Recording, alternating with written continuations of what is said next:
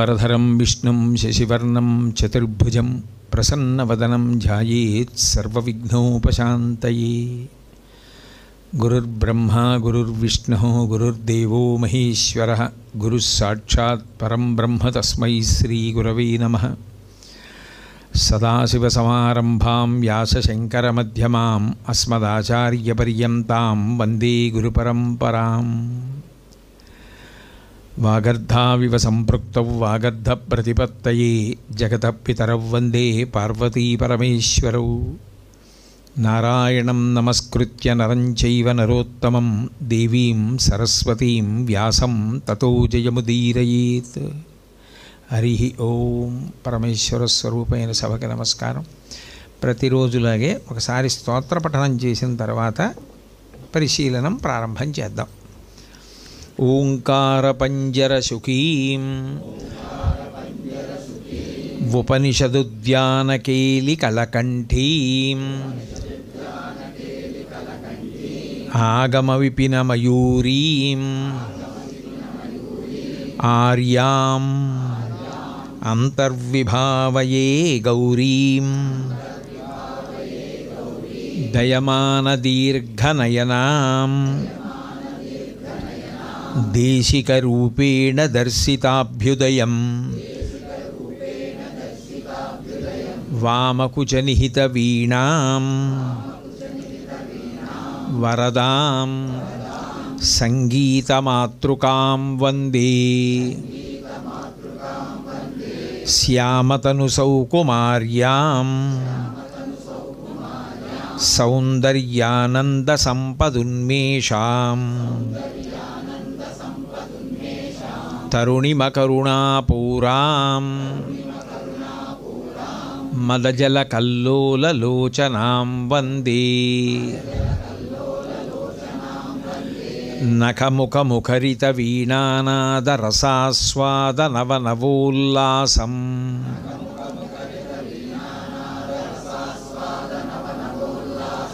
ముఖమంబమోదయతు మాం ముక్తాతాటంకముగ్ధహసితంతే సరిగమపదనిరతాం వీణాసంక్రాంతకాంతహస్తాం తాం శాంతాం మృదులస్వాంతాం కుచభరతాం తాం నమామి శివకాంతాం అవటుతటఘటితజూటీతాడితతాళీపలాశతాటంకాం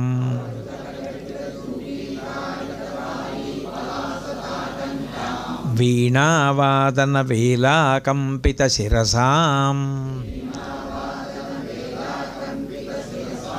నమామి మాతంగీం వీణారవానుషంగం వికసమదామోదమాధురీభృంగం కరుణాపూరితతరంగం కలయే మాతంగకన్యకాపాంగం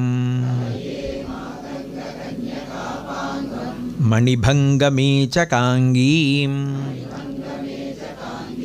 మాతంగీం నౌమి సిద్ధమతంగీం యవ్వనవనసారంగీం సంగీతాంభోరుహానుభవభృంగీం మేచకమాసేచనకం మిథ్యాదృష్టాంతమద్యభాగం తం మాతా స్వస్వరూపం మంగళసంగీతసౌరభం వందే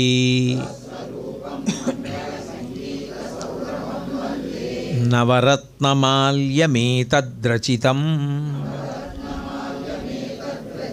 మాతంగకనకాభరణం యః పఠతి భక్తియుక్తః स भवेत् वागीश्वरः साक्षात्।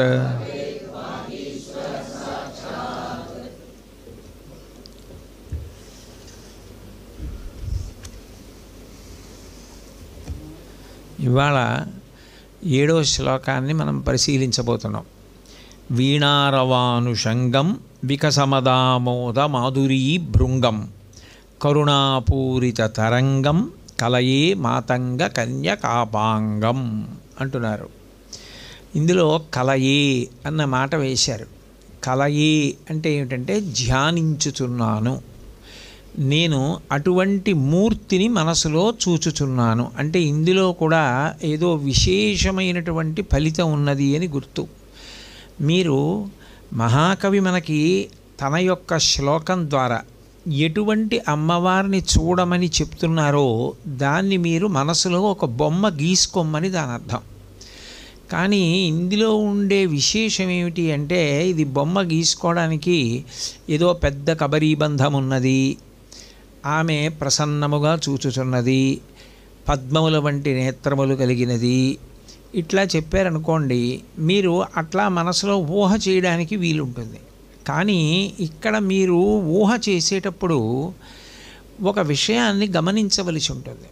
ఇది కేవలంగా అమ్మవారి యొక్క భౌతిక స్వరూప వర్ణనకు మాత్రమే సంబంధించినది కాదు. అన్యాపదేశంగా ఆత్మోద్ధరణ కొరకు ప్రతి వ్యక్తి కూడా అమ్మవారిని అట్లా చూడడం ద్వారా మీరు ఏది జీవితంలో అలవాటు చేసుకోవాలో కూడా ప్రబోధింపబడుతూ ఉంటుంది. మహాకవుల లక్షణం ఏమిటంటే, ఒకటి తాము తిన్నగా ప్రబోధం చెయ్యకుండా అమ్మవారి యొక్క పరమ సౌందర్యవంతమైన స్వరూపం ద్వారా ఆవిష్కరించడం. అట్లా మీరు ధ్యానించండి అన్నప్పుడు ధ్యానము అన్న మాటకు అర్థం ఏంటంటే మీ మనసు తీవ్రంగా కేంద్రీకరింపబడాలి. అంత కేంద్రీకరింపబడడం అన్న మాటకు అర్థం ఏమిటంటే అది నెగడులో కర్ర పెట్టి తోసినట్టు ఉండాలి. నెగడు అంటే ఒక అగ్నిహోత్రపు పుంత, అగ్ని వెలుగుతోంది అనుకోండి బాగా, అప్పటికే 1 గంట నుంచి వెలుగుతోంది. వెలుగుతున్నటువంటి ఆ నెగడు దగ్గరికి మీరు వెళ్ళి ఒక కర్రతో కదిపారనుకోండి, నిప్పు రవ్వలు లేస్తాయి. నిప్పు రవ్వలు ఎట్లా లేస్తాయో మీరు శ్లోకం వంక అట్లా చూడగానే మీ మనసులో భావజాలం విజృంభించాలి. అట్లా విజృంభించడంలో ఏమవుతుందంటే మీకు తెలియకుండానే మీలో ఒక అంతఃపరిశీలనం జరుగుతుంది. జరిగి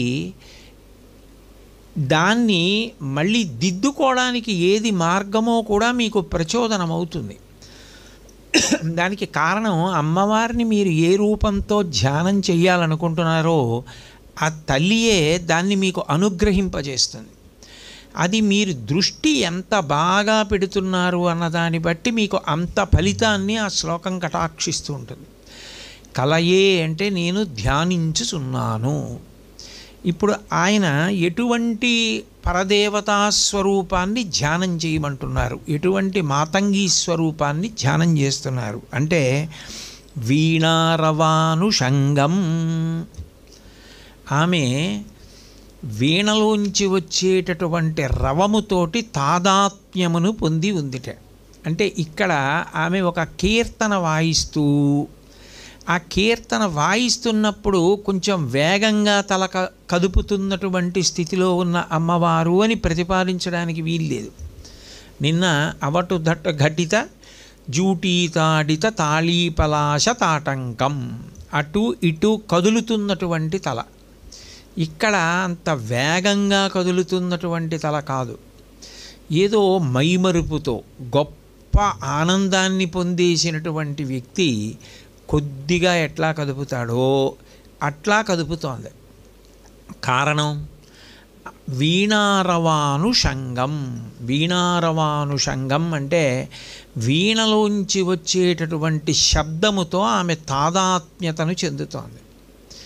ఎట్లా అంటే అనురాననము అని అంటారు లోకంలో. అనురాననము అన్న మాటకు అర్థం ఏంటంటే, ఒకసారి తీగని మీరు గోటితో పెనగారనుకోండి, ముందు శబ్దం వస్తుంది. మీరు ఆ శబ్దము ఆకాశగుణకమై ఆకాశమునందు కలిసిపోయే లోపలే ఇంకా మీ చెవికి వినపడుతూ ఉండగానే మీరు మళ్ళీ తీగ మీటారనుకోండి, మళ్ళీ శబ్దం వస్తుంది. ఆ శబ్దంలోకి ఈ శబ్దం వెళ్ళి కలుస్తూ ఉంటుంది. మీరు ఒక క్రమంలో తీగ మీటుతున్నారనుకోండి, మీరు మీటుతున్న తీగ ఏం చేస్తుందంటే ఆ శబ్దాన్ని, ఆ ప్రకంపనని సృష్టిస్తూ, అది ఒకదానిలో ఒకటి కలుస్తూ అక్కడ ఉన్న వాతావరణం అంతా కూడా అనురాననం అంటారు. అంటే ఈ వీణ తీగ పెనగబడినప్పుడు వచ్చినటువంటి శబ్దముల యొక్క తరంగముల చేత నిండిపోయి ఉంటుంది. అటువంటి తరంగముల చేత నిండిపోయి ఉన్నప్పుడు ఏమవుతుందంటే మీకు అటువంటి అనురాననాన్ని వింటున్నప్పుడు మీకు తెలియకుండానే మీ కన్నులు మూతపడిపోతాయి. మూతపడిపోయి ఏదో బరువు అయినట్లుగా, అంటే ఏదో బాధ అని కాదు, గొప్ప ఆనందాన్ని పొందుతారు, గొప్ప సుఖాన్ని పొందుతారు. ఇప్పుడు కాళిదాస మహాకవి యొక్క ప్రధానమైన ప్రతిపాదన ఏమిటంటే సుఖము అనేటటువంటి మాట మనకి తెలియనిది కాదు. మనందరం కూడా తెల్లవారి లేస్తే కోరుకునేది అంటే సుఖాన్నే కోరుకుంటాం. ఈ సుఖాన్ని పొందడానికి పరదేవత ఏం చేసిందంటే బ్రహ్మాండమునందు సుఖస్థానములను ఉంచింది, పిండాండమునందు జ్ఞానేంద్రియములను ఉంచింది. బయట ఒక పెద్ద గుడిగోపురం, ఒక ధ్వజస్తంభం, ఒక పెద్ద చెట్టు నల్లుకున్న తీగ, తీగకి అరవిరిసినటువంటి పువ్వులు, పౌర్ణమి నాటి చంద్రబింబం, ఉదయించినటువంటి సూర్యబింబం, ఆకాశంలో మిరిసిపోతున్నటువంటి తారకలు, నక్షత్రాలు, మంచి మేఘపంక్తి, మిరుపు తీగ, ఇవన్నీ పరదేవత సృష్టి, ఆమెయే సృష్టించింది. అయితే ఇందులో చిత్రం ఏమిటంటే మీరు కన్నులతో చూసి కొన్ని ఆనందిస్తారు, చెవులతో విని కొన్ని ఆనందిస్తారు. ఏదో పరమ ప్రేమ కలిగిన వారు మీతో మాట్లాడుతున్నారు అనుకోండి, మీకు అది కొంత సంతోషాన్ని కల్పిస్తుంది. ఎందుకనంటే ఏదో తనయుల సంభాషణములు జనకులకు కర్ణయుగళి సద్భూషణములు అంటాడు హిరణ్యకశిపుడు ప్రహ్లాదుడితో మాట్లాడుతూ. తండ్రి ఎంత అలిసిపోయినా, వచ్చిరాని మాటలైనా కొడుకు మాట్లాడుతున్నాడు అనుకోండి, అది తండ్రికి చెవికి పెట్టుకున్న ఆభరణంలా ఉంటుంది, అంత సంతోషంగా వింటాడు. తనయుల సంభాషణములు జనకులకున్ కర్ణయుగళి సద్భూషణములు. కాబట్టి ఆ మాటలు, మనకిష్టమైన వాళ్ళు ఎవరుంటారో వాళ్ళ మాటలు వింటూ ఉండడం మనకంత సంతోషంగా ఉంటుంది. అట్లాగే మన అనురక్తిని బట్టి ఏదో ఒక పాట వింటే సంతోషంగా ఉండొచ్చు.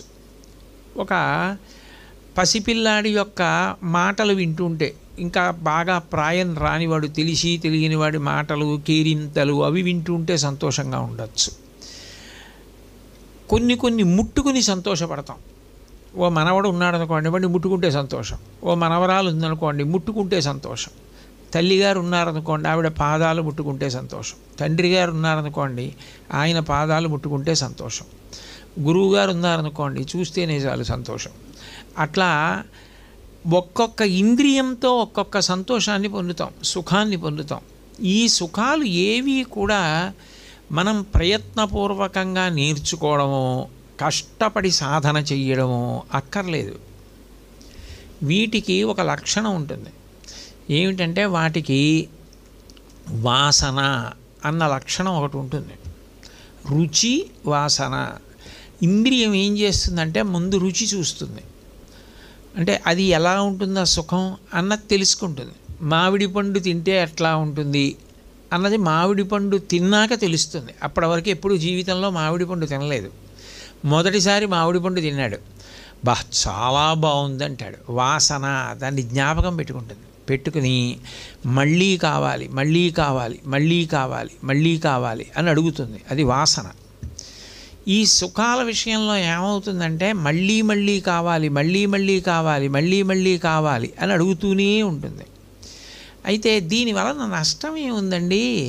మరి ఇంద్రియాలను అమ్మవారే ఇచ్చింది కదా, బ్రహ్మాండంలో భోగస్థానములను ఆవిడే కదా ఉంచింది. అప్పుడు ఆ ఇంద్రియాలతో ఆ సుఖాలు అనుభవించామనుకోండి, ఏమిటి వచ్చిన నష్టం? ఆవిడ అనుమతించిందేగా, అదేగా చేస్తున్నది. అంటే దాని వలన ఆత్మకి ఉద్ధరణమేమి ఉండదు. మీరు సుఖము అని అనుభవించినది ఏదైనా ఉంటే అది పూర్వజన్మలో చేసుకున్నటువంటి పుణ్యక్షయం అయిపోవడానికి కారణమవుతుంది అంతే. నేను ఈ సుఖం అనుభవించానన్న భావన మీకు కలిగిందనుకోండి, నేను చాలా గొప్ప సుఖాన్ని అనుభవించాను అని మీరు అనుకుంటే, మీకు ఆ భావన కలగగానే, సుఖము భావన, ఆ భావన కలగగానే కొంత పుణ్యం క్షయం అవుతుంది, కొంత దుఃఖం కలిగిందనుకోండి పాపం క్షయం అవుతుంది. తప్ప ఆత్మకి ఉద్ధరణ కల్పించడం అన్నది మాత్రం, పైకెత్తడం, భగవంతుడి వైపుకి నడపడం అన్నది ఇంద్రియముల వలన వచ్చేటటువంటి సుఖముల చేత సాధ్యము కాదు. పైగా దాని చేత మీరు అనుభవిస్తున్నటువంటి సుఖానికి ఒక పరిమితి ఉంటుంది. అది ఈ శరీరానికి ఇంద్రియాలకి ఉన్న పరిమితి చేత మీరు నిరంతరాయంగా అనుభవించడం సాధ్యం కాదు. మీకు ఏదో ఇష్టమైన పదార్థం లభించిందనుకోండి, మీరు 3 రోజులు తింటూ ఉండగలరా? మహా తింటే 10 నిమిషాలు తింటారా, 5 నిమిషాలు తింటారు అంతే. తప్ప కూర్చుని మీకు ఇష్టమైనవి పెట్టాం కదా రేపటి వరకు తింటూ కూర్చోండి అంటే అలా ఎవరు తింటూ కూర్చోలేరు. ముఖం మొత్తేసింది అంటారు చూసారా, వాంతి అవుతుంది, తినలేరు. కాబట్టి ఇవన్నీ కూడా ఇంద్రియ సంబంధమైనటువంటి సుఖములకు పరిమితులే. కానీ కొన్ని సుఖాలు ఉన్నాయి. ఆ సుఖాలకి ఒక లక్షణం ఉంది. అందులో మీరు ఏ ప్రయత్నమైనా చెయ్యగలిగితే ధన్యులు. మీరు ఏదైనా ప్రయత్నం చెయ్యలేకపోయారనుకోండి, దానికి బెంగపెట్టుకోవాల్సిన అవసరం లేదు. దానికి ఒక తేలిక మార్గం చెప్తున్నారు ఇప్పుడు. ఏమిటంటే సరిగమ పదని రతాం తాను వీణ వాయించాలి. తాను వీణ వాయించి ఆ సరిగమ పదని స్వరముల యందు తాను రమించాలి. కాదయా, నువ్వు వీణ వాయించక్కర్లేదు, వీణ వాయిస్తున్న అమ్మవారి వంక చూడు, కలయే ధ్యానం చేయి. ఆవిడ ఏం చేస్తోంది అంటే వీణారవానుషంగం. ఆమె వీణ వాయించడం అంటే ఏదో ఒక కీర్తన వాయించినట్టుగా మెట్ల మీద ఆ చివరి నుంచి ఈ చివరికి చెయ్యి కదలటం లేదు. ఆమె అనురానన సృష్టి చేస్తోంది. అంటే అట్లాగే ఒక మెట్టు మీదే వీళ్ళుంచి ఈ కింద ఉన్నటువంటి చిటికిన వేలుతో తాళం వేస్తోందా లేదా అన్నదానికి పెద్ద ప్రాధాన్యత ఇవ్వకుండా తీగని మాత్రం పైన మీటుతోంది గోటితో. ఆ మీటుతుంటే ఏమవుతోందంటే శబ్దం వస్తోంది. ఆ శబ్దం, వీణ శబ్దం బహుమధురం. ఆ శబ్దం అలా ఉత్పన్నమవుతూ ఒక శబ్ద తరంగానికి వెనకాతలే మళ్ళీ రెండో శబ్ద తరంగం పెడుతోంది. ఒకటి ఆకాశగమకం అయిపోయి ఆకాశగుణకం అయిపోయి ఇక వినపడడం ఆగిపోవాలి కదా కాసేపటికి. కానీ అట్లా ఆగడానికి అవకాశం లేకుండా తీగ పెనగుతుంటే క్రమపద్ధతిలో శబ్దతరంగం తర్వాత శబ్దతరంగం, శబ్దతరంగం తర్వాత శబ్దతరంగం చప్పున బయలుదేరి ఒక తరంగాన్ని ఒక తరంగం కొట్టుకుంటూ పరమ లయబద్ధంగా అక్కడ ఉన్న వాతావరణం అంతా కూడా అనురాననము చేత నిండిపోయింది. మీరు ఒక 125 కిలోల గంటని భావన చేయండి. ఒక 125 కిలోల గంటని మీరు ఒకేలా కొడుతున్నారనుకోండి, అది ఏం చేస్తుందంటే మొట్టమొదట ఆ గంటలోంచి వచ్చినటువంటి శబ్ద తరంగం ఆకాశంలో కలిసిపోకముందే మళ్ళీ గంట మోగి వచ్చిన తరంగం మళ్ళీ వస్తుంది. అలా కాసేపటికి ఏమవుతుందంటే ఆ అనురాననానికి మొత్తం వాతావరణం అంతా కూడా అదే శబ్ద తరంగంతో నిండిపోతుంది. ఆ శబ్ద తరంగం ఏం చేసేస్తుందంటే మీ మనసుని వెనక్కి నడిపిస్తుంది. సాధారణంగా మనసుకున్న లక్షణం ఏమిటంటే ముందుకు నడుస్తుంది. దానికి ఆధారం ఏమిటంటే పంచేంద్రియాలు. కంటిని ఆధారం చూసుకుని ఎదురుగుండా ఏముందో చూసుకుంటూ ఉంటుంది, చూసుకుని ఆనందిస్తుంది. చెవిని ఆధారం చేసుకుని బయట నుంచి వచ్చేదాన్ని విని ఆనందిస్తుంది. నాలుకని ఆధారం చేసుకుని బయట ఉన్నదాన్ని లోపలికి తీసుకుని రుచి చూసి ఆనందిస్తుంది. మీకు అనురాననం విన్నప్పుడు ఏమవుతుందంటే మనసు వెనక్కి వెళ్ళిపోతుంది. మీకు తెలియకుండానే కొంతసేపటికి మీరు మాట్లాడుతున్నా మాట్లాడబుద్ధి వేయదు. ఇంకా మీతో ఎవరైనా మాట్లాడుతున్నా ఆపేస్తే బాగుండనిపిస్తుంది. కాసేపటికి కళ్ళు మూతలు వేసుకుని అదే శబ్దాన్ని అట్లాగే వింటూ ఉండాలనిపిస్తుంది. మీరు ఏదో తెలియని ఒక మైమరపుకి గురవుతారు. అది చాలా పెద్ద శబ్దం వస్తుంది గంట అయితే. వీణ అట్లా కాదు, బహుసుకుమారంగా వస్తుంది శబ్దం. అది వీణ వాయిస్తుండగా మీరు అక్కడ పక్కన కూర్చుని ఉండాలంతే. కూర్చుని ఉండగా అటువంటి తరంగాలు వస్తున్నాయనుకోండి, మీరు అలా వింటూ మీకు తెలియకుండానే మాట్లాడడం ఆపేసి కళ్ళు మూసేసుకుంటారు.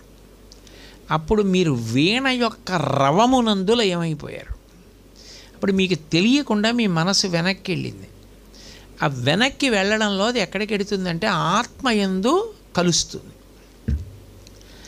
అంటే జీవోద్ధరణకి నిజానికి మనసు లోపలికి వెడితే తప్ప పరదేవతా దర్శనం లేదు. పై దర్శనం కాదు గొప్పది.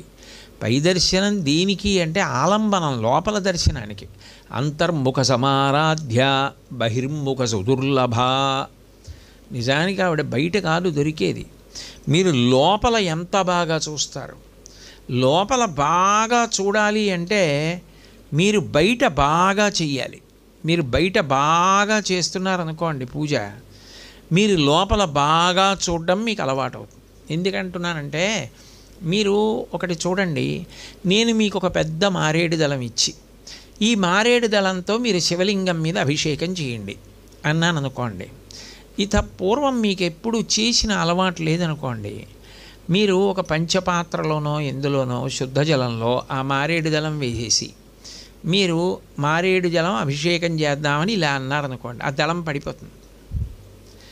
మారేడు దళ ఉదకము అంటే మారేడు దళం మించి సన్నటి ధార శివలింగం మీద పడాలి అంటే మీరేం చేయాలంటే మారేడు దళాలలో మధ్యలో ఉన్న పొడుగాటి దళం ఉందే దాన్ని పాత్ర అంచుకి వంచాలి. కొంచెం గీత గీసినట్టుగా నొక్కి పట్టారనుకోండి, ముందు నొక్కి అది ఇలా తొండం వంగినట్టు వంగుతుంది. ఇప్పుడు వంగిన తర్వాత మీరు ఆ నీళ్లు మెల్లగా వేగంగా కాకుండా వదిలేరనుకోండి, అది ఏం చేస్తుందంటే దళం పడదు. ఇక దళం పడిపోకుండా మీరు అంచు మీద వంచినటువంటి దళం మించి నీరు ఏం చేస్తుందంటే సన్న ధార కింద శివలింగం మీద పడుతుంది. మీరు అసలు ఒకసారి చేస్తే కదా మనసులో ఊహ చేయడం. మీరు చేయకుండా ఊహ ఎట్లా చేస్తారు? మీరు ఒకసారి చేశారనుకోండి, మారేడు దళావదకంతో అభిషేకం మనసులో చేసేస్తారు శివలింగానికి. మీరు ఒకసారి అనురాణనాన్ని అనుభవించారనుకోండి, మనసు ఏం చేస్తుందంటే తన ప్రయత్నం లేకుండా వెనక్కెడుతుంది. వెనక్కెళ్ళి వెనకేముంటుంది, ఇంకా ఆత్మ ఎందు అది కలిసిపోవాలి. అది వెళ్ళిపోయేటప్పుడు ఇక ఈ ఒక్క శబ్దాన్నే పట్టుకుని ఎడుతుంది. ఈ ఒక్క శబ్దమునందు తాను లయమైపోతుంది. వీణా శబ్దమునకు వీణా రవమునకు ఉన్న శక్తి ఏమిటంటే అది పరబ్రహ్మము వైపుకి కదిపేస్తుంది. మిగిలిన సుఖాలు ఏం చేశాయి? వ్యసనమైన ఆత్మోద్ధరణమునకు కారణము కాలేదు.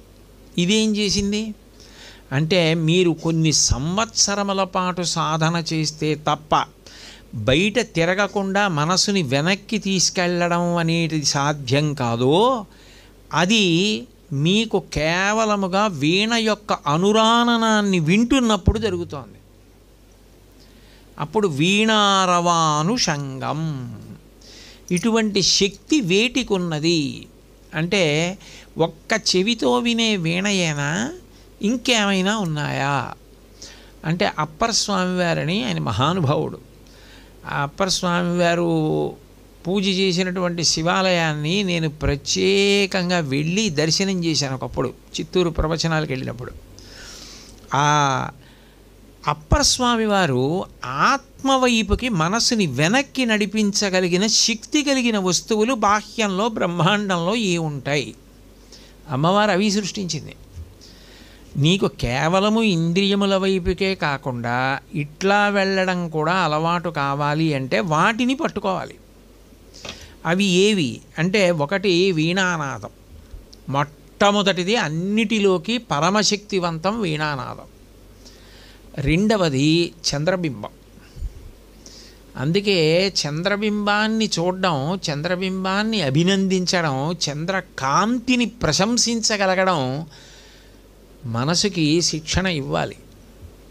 లేకపోతే అసలు ఎప్పుడూ ఆకాశంలో చంద్రబింబాన్ని చూసి ఆనందించడం చేత కాకపోతే ఆత్మానుభవం వైపుకి మనస్సుని వెనక్కి నడపడం చేత కాకుండా పోతుంది. అమ్మవారిచ్చిన మహోత్కృష్టమైనటువంటి స్వరూపాన్ని మీరు ఉపయోగించుకోలేదని గుర్తు.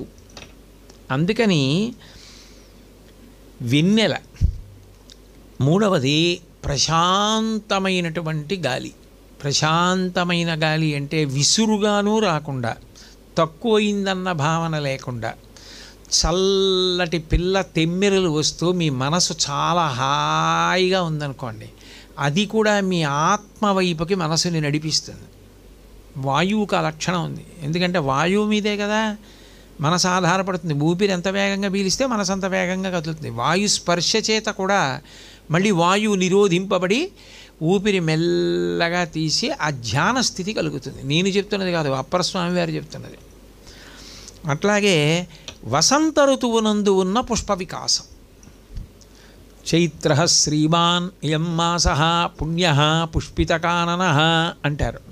ఇది మీరు బాగా చూడాలి అంటే, వసంత ఋతువులో ఉండేటటువంటి పుష్ప వైభవాన్ని చూడాలి అంటే, అట్లా పువ్వులు పూసేటటువంటి చెట్లున్న కొండ మించి చూస్తే మీకు అసలు దాని సౌందర్యం ఏమిటో అర్థమవుతుంది. కర్ణాటకలో కుక్షి అని ఒక క్షేత్రం ఉంది, సుబ్రహ్మణ్య క్షేత్రం, కుక్షి. అట్లాగే అక్కడ అన్నపూర్ణమ్మ వారి క్షేత్రం ఉంటుంది. మీరు ఆ క్షేత్రాల వైపుకి వెడుతున్నప్పుడు వసంత ఋతువులో, నేను ఒకప్పుడు వెళ్ళాను అందుకు చెప్పగలుగుతున్నాను, వసంత ఋతువులో వెడితే మీరు వెడుతున్న వాహనాన్ని ఆపి మీరు కిందకి దిగి చూశారనుకోండి, మీరు ఒక్క క్షణం జీవితంలో మొదటిసారి సముద్రాన్ని చూసినవాడు తనని తాను మరిచిపోయి, మైమరప అంటారే అట్లా అన్నీ మరిచిపోయి అట్లా ఉండిపోతాడు. మొట్టమొదటిసారి జీవితంలో సముద్రాన్ని చూడడానికి వెళ్తున్నాడు. ఇంకా ఎక్కడండి సముద్రం, ఎక్కడా సముద్రం ఎక్కడా అంటాడు. ముందు హోరు వినపడుతుంది, దగ్గరికి వచ్చేసామా, అయ్య బాబాయ్ ఎంత నీటి శబ్దం వస్తోంది, సముద్రందా అంటాడు. అవును, ఇంకా దగ్గరికి వచ్చేసాం. ఎప్పుడు కనపడుతుందా ఎప్పుడు కనపడుతుందా అనుకుంటాడు. అనంత జలరాశి, ఆ కెరట నురుగు ఏదో ముత్యాలహారాల్లా వస్తున్నాయి అనుకోండి, వాడు నడుస్తున్నవాడు ఆగిపోతాడు. ఆగిపోయా అబ్బా అంటాడు. అంటే మైమరపు అంటారు దాన్ని. అలా కొండ మించి అన్ని పువ్వుల చెట్లు అవి ఉండాలి. కొండ మీద అన్ని పూల చెట్లు ఉన్నాయనుకోండి, ఉంటే ఆ కుక్షి అన్నపూర్ణమ్మ క్షేత్రం అటువంటి చోట మీరు చూస్తే విరగబూసేసి ఉంటాయి చెట్లు. అన్ని విరగబూసి తుమ్మెదలు అసలు గుంపులు గుంపులుగా జంకారం చేస్తుంటాయి. అసలు మీరు ఆ పైనుంచి అలా లోయలోకి చూశారనుకోండి, మీరు ఆ గొప్ప స్థితిని చూసేటప్పటికీ మీకు తెలియకుండానే మీకు ఒక మైమరప కలుగుతుంది. వెంకటాచల క్షేత్రంలో న్యాయమూర్తులందరూ ఉండడానికి ఒక ప్రత్యేకమైనటువంటి ప్రదేశం ఉంటుంది. అక్కడే కార్యనిర్వహణాధికారి గారి నివాసం చేసే గృహం కూడా ఉంటుంది. ఆ లోయ అంచు మీద నించుని మీరు కిందకి చూశారనుకోండి, ఒక చిన్న కాలువ లాంటిది వెళ్ళిపోతూ, పిల్ల కాలువ ఎంత మంచి శబ్దం చేస్తుంది. జలతరంగిణి అని ఒక వాద్యం ఉంటుంది, దాంట్లోంచి ఎటువంటి శబ్దం వస్తుందో అటువంటి శబ్దం వస్తుంది. వచ్చి అన్ని పువ్వులే, అన్నీ తుమ్మెదలే, అంతా సువాసనే కాదు. అట్లా ఆ లోయలోకి చూస్తే ఎలా ఉంటుందో అలా వసంత ఋతువులో ఒక్కసారే అన్ని వేల చెట్లు పూసేసాయి అనుకోండి, మీరు ఆ పుష్ప వికసనాన్ని చూశారనుకోండి, అప్పుడు కూడా మనసు వెనక్కి ఎడుతుంది. బయటికి చూస్తూ ఉండగా మనసు వెనక్కి నడపగలిగినవి ఇవన్నీ. ఆ తర్వాత సరస్సు నిండా పద్మాలు ఉన్నాయి. పద్మాల మీద తుమ్మెదలు జంకారం చేస్తూ తిరుగుతున్నాయి అనుకోండి, అరవిరిసినటువంటి పద్మాలతో నిండిన తండం అంటారు. అంత గొప్ప సరస్సు వంక మీరు చూస్తూ కూర్చుంటే మీకు తెలియకుండానే మీ మనసు వెనక్కి నడుస్తుంది. వెనక్కి నడిచిందని గుర్తు ఏంటంటే, మీరు పరిశీలించడం మొదలెట్టాననుకుంటే కాదు, మీకు తెలియకుండా మీరు అలా ప్రశాంతంగా కూర్చున్నారనుకోండి, మీకు తెలియకుండానే అలజడులన్నీ ఆగిపోతాయి. ఆగిపోయి ఏదో తెలియని ప్రశాంతత కలిగి మిమ్మల్ని మీరు మరిచిపోయిన ఆనందం, ఒక మైమరపు. అప్పుడు కన్నులు మూతలు పడి ఏదో సంతోషం కలుగుతుంది. అంటే ఏది ఆనందమో, ఏది ఆనంద కందమో దాని వైపుకి మనసు వెడుతోంది, దాని వాసనలు తగులుతున్నాయి. అసలు ముందు అది అలవాటు అయిందనుకోండి, ఆ తర్వాత క్రమక్రమంగా ఇంకొంచెం ముందుకు వెళ్ళడం ఎలా, ఆత్మలో కలియడం ఎలా? ఇది అమ్మవారే అనుగ్రహిస్తుంది. అందుకని అన్నిటికన్నా గొప్పది ఏది అంటే వీణానాదం. అంటే ఇంట్లో వీణ వాయించేవారు ఒకరు ఉన్నారు అంటే ఇంట్లో ఉన్న వారందరికీ కూడా మహోపకారం జరుగుతోంది ఆ శబ్దం చేత. ఆ రవం వస్తోందనుకోండి, వాళ్ళు అలా వాయిస్తున్నారనుకోండి, మీరేం చేయక్కర్లేదు, మీరు వెళ్ళి కూర్చుంటే చాలు. అది చాలా ఇబ్బందికరంగా ఉందండి, మీరు అలా అంటున్నారు కానీ నాకేమీ అలా అనిపించట్లేదు అంటే నీకు ఇంకా సమయం పడుతుంది, మెల్లిగా నువ్వు ఇంకా సాధన చేయవలసిన అవసరం ఉందని గుర్తు. కాదు, అసలు ఆ వాయిస్తుంటే మురిసిపోయి కూర్చోగలిగారనుకోండి, చాలా మనసు ఆర్ద్రత పొంది ఉంది, సంస్కారాన్ని పొందింది, ఆ భక్తి ఉంది అని గుర్తు. అందుకని వీణారవానుషంగం అది భగవంతుని వైపుకి చేరుస్తుంది. ఎందుకని అంటే నిన్ననే కదా చెప్పారు, సరిగమపద నిరతాం వీణా సంక్రాంత కాంత హస్తాం తాం శాంతాం మృదుల స్వాంతాం. వీణ వాదన, ఆ వీణలోంచి వచ్చే శబ్ద తరంగములను విన్న కారణం చేత శాంతి ఏర్పడుతుంది. ఆ శాంతి మెల్లిమెల్లిగా ఏం చేస్తుందంటే అంతర్ముఖత్వానికి తీసుకెడుతుంది. అంతర్ముఖత్వం ఏం చేస్తుందంటే క్రమంగా కదిపి ఆ శాంతిని మళ్ళీ మళ్ళీ మళ్ళీ మళ్ళీ కోరుకుంటాడు. కోరుకుని ఒక్కొక్క అడుగు వేస్తూ క్రమంగా అది ఏం చేస్తుందంటే ఆనంద స్థితిని కల్పిస్తుంది. ఆనందమునకు పర్యాయపదమే మోక్షం. ఆ ఆనందము శాశ్వతత్వాన్ని పొందడమే. నాకు ఆ ఆనందము శాశ్వతము కావాలి అన్న తహతహ ఏర్పడగానే అమ్మవారే అటువైపుకి నడిపిస్తుంది. అది ఎక్కడ ఉత్పన్నమవుతుంది అంటే వీణ యందు ఉత్పన్నమవుతుంది. ఆ సాధనానికి ఉన్నటువంటి గొప్పతనం అటువంటిది. అందుకని అది ఆషామాషీగా చేసేటటువంటివి కావు అవి. వీణావాదన చేయడం అనేటటువంటిది గురుముఖత అంత శ్రద్ధాభక్తులతో అన్ని సంవత్సరాలు నేర్చుకున్న తర్వాత చేసేవే తప్ప ఏదో 2 నెలల్లో 3 నెలల్లో వెళ్ళి తొందరపడిపోయి అక్కడి నుంచి ఇంకా ఆ స్థాయికి వెళ్ళిపోయాం అనుకుంటే అదొక దోషం అవుతుంది కూడా. అందుకని పచ్చికాయ పండు ఎలా అవుతుంది? అవదు. సాధన జరగాలి, మెల్లిమెల్లిగా జరగాలి. కాబట్టి వీణారవానుషంగం వికస మదామోద మాధురీ భృంగం. ఇదొక చాలా పెద్ద మాట. ఎంత అందంగా వేశారు. దీన్ని బాగా పట్టుకోవడానికి ఆయన ఏం చేశారంటే మాధురీ భృంగం అన్నారు. మాధురీ భృంగం అన్న మాట ఎందుకు వేశారంటే మాధుర్యం. ఎంత తాగినా తాగాలనిపించేది ఏదంటే తేనె. తేనె తాగడానికి వచ్చే తుమ్మెదకి తేనె తాగేసిన తుమ్మెదకి తేడా ఉంటుంది. మీరు ఎప్పుడైనా బాగా పరిశీలనాత్మకంగా తుమ్మెద పువ్వు మీద వాలి ఆ మధువు గ్రోలి అది లేచిపోయేటటువంటి స్థితిని మీరు చూస్తే ఓ ఇంత ఆనందాన్ని అనుభవిస్తుందే అనిపిస్తుంది. ఎందుకనంటే వికస అన్న మాటకు అర్థం ఏమిటంటే సంగీతమునకు మీకు తెలియని నృత్యము కలుస్తుంది. వీణావాదన కదా ఆవిడ చేస్తోంది, వీణా రవం సృష్టిస్తోంది, దాని యందు తాదాత్మ్యత పొందుతోంది. తుమ్మెద ఏం చేస్తుంది? ఓ పువ్వుని కోరి వెతుక్కుంటూ అలా వెడుతున్నప్పుడు వేగంగానే వెళ్ళిపోతుంది. వెళ్ళిపోయి ఆ పువ్వు మీద వాలి ఈ పువ్వులో తేనె ఉంది, నేను తాగచ్చు అని నిర్ణయం చేసుకుంటుంది. అన్నింటిలోనూ అది తాగలదు.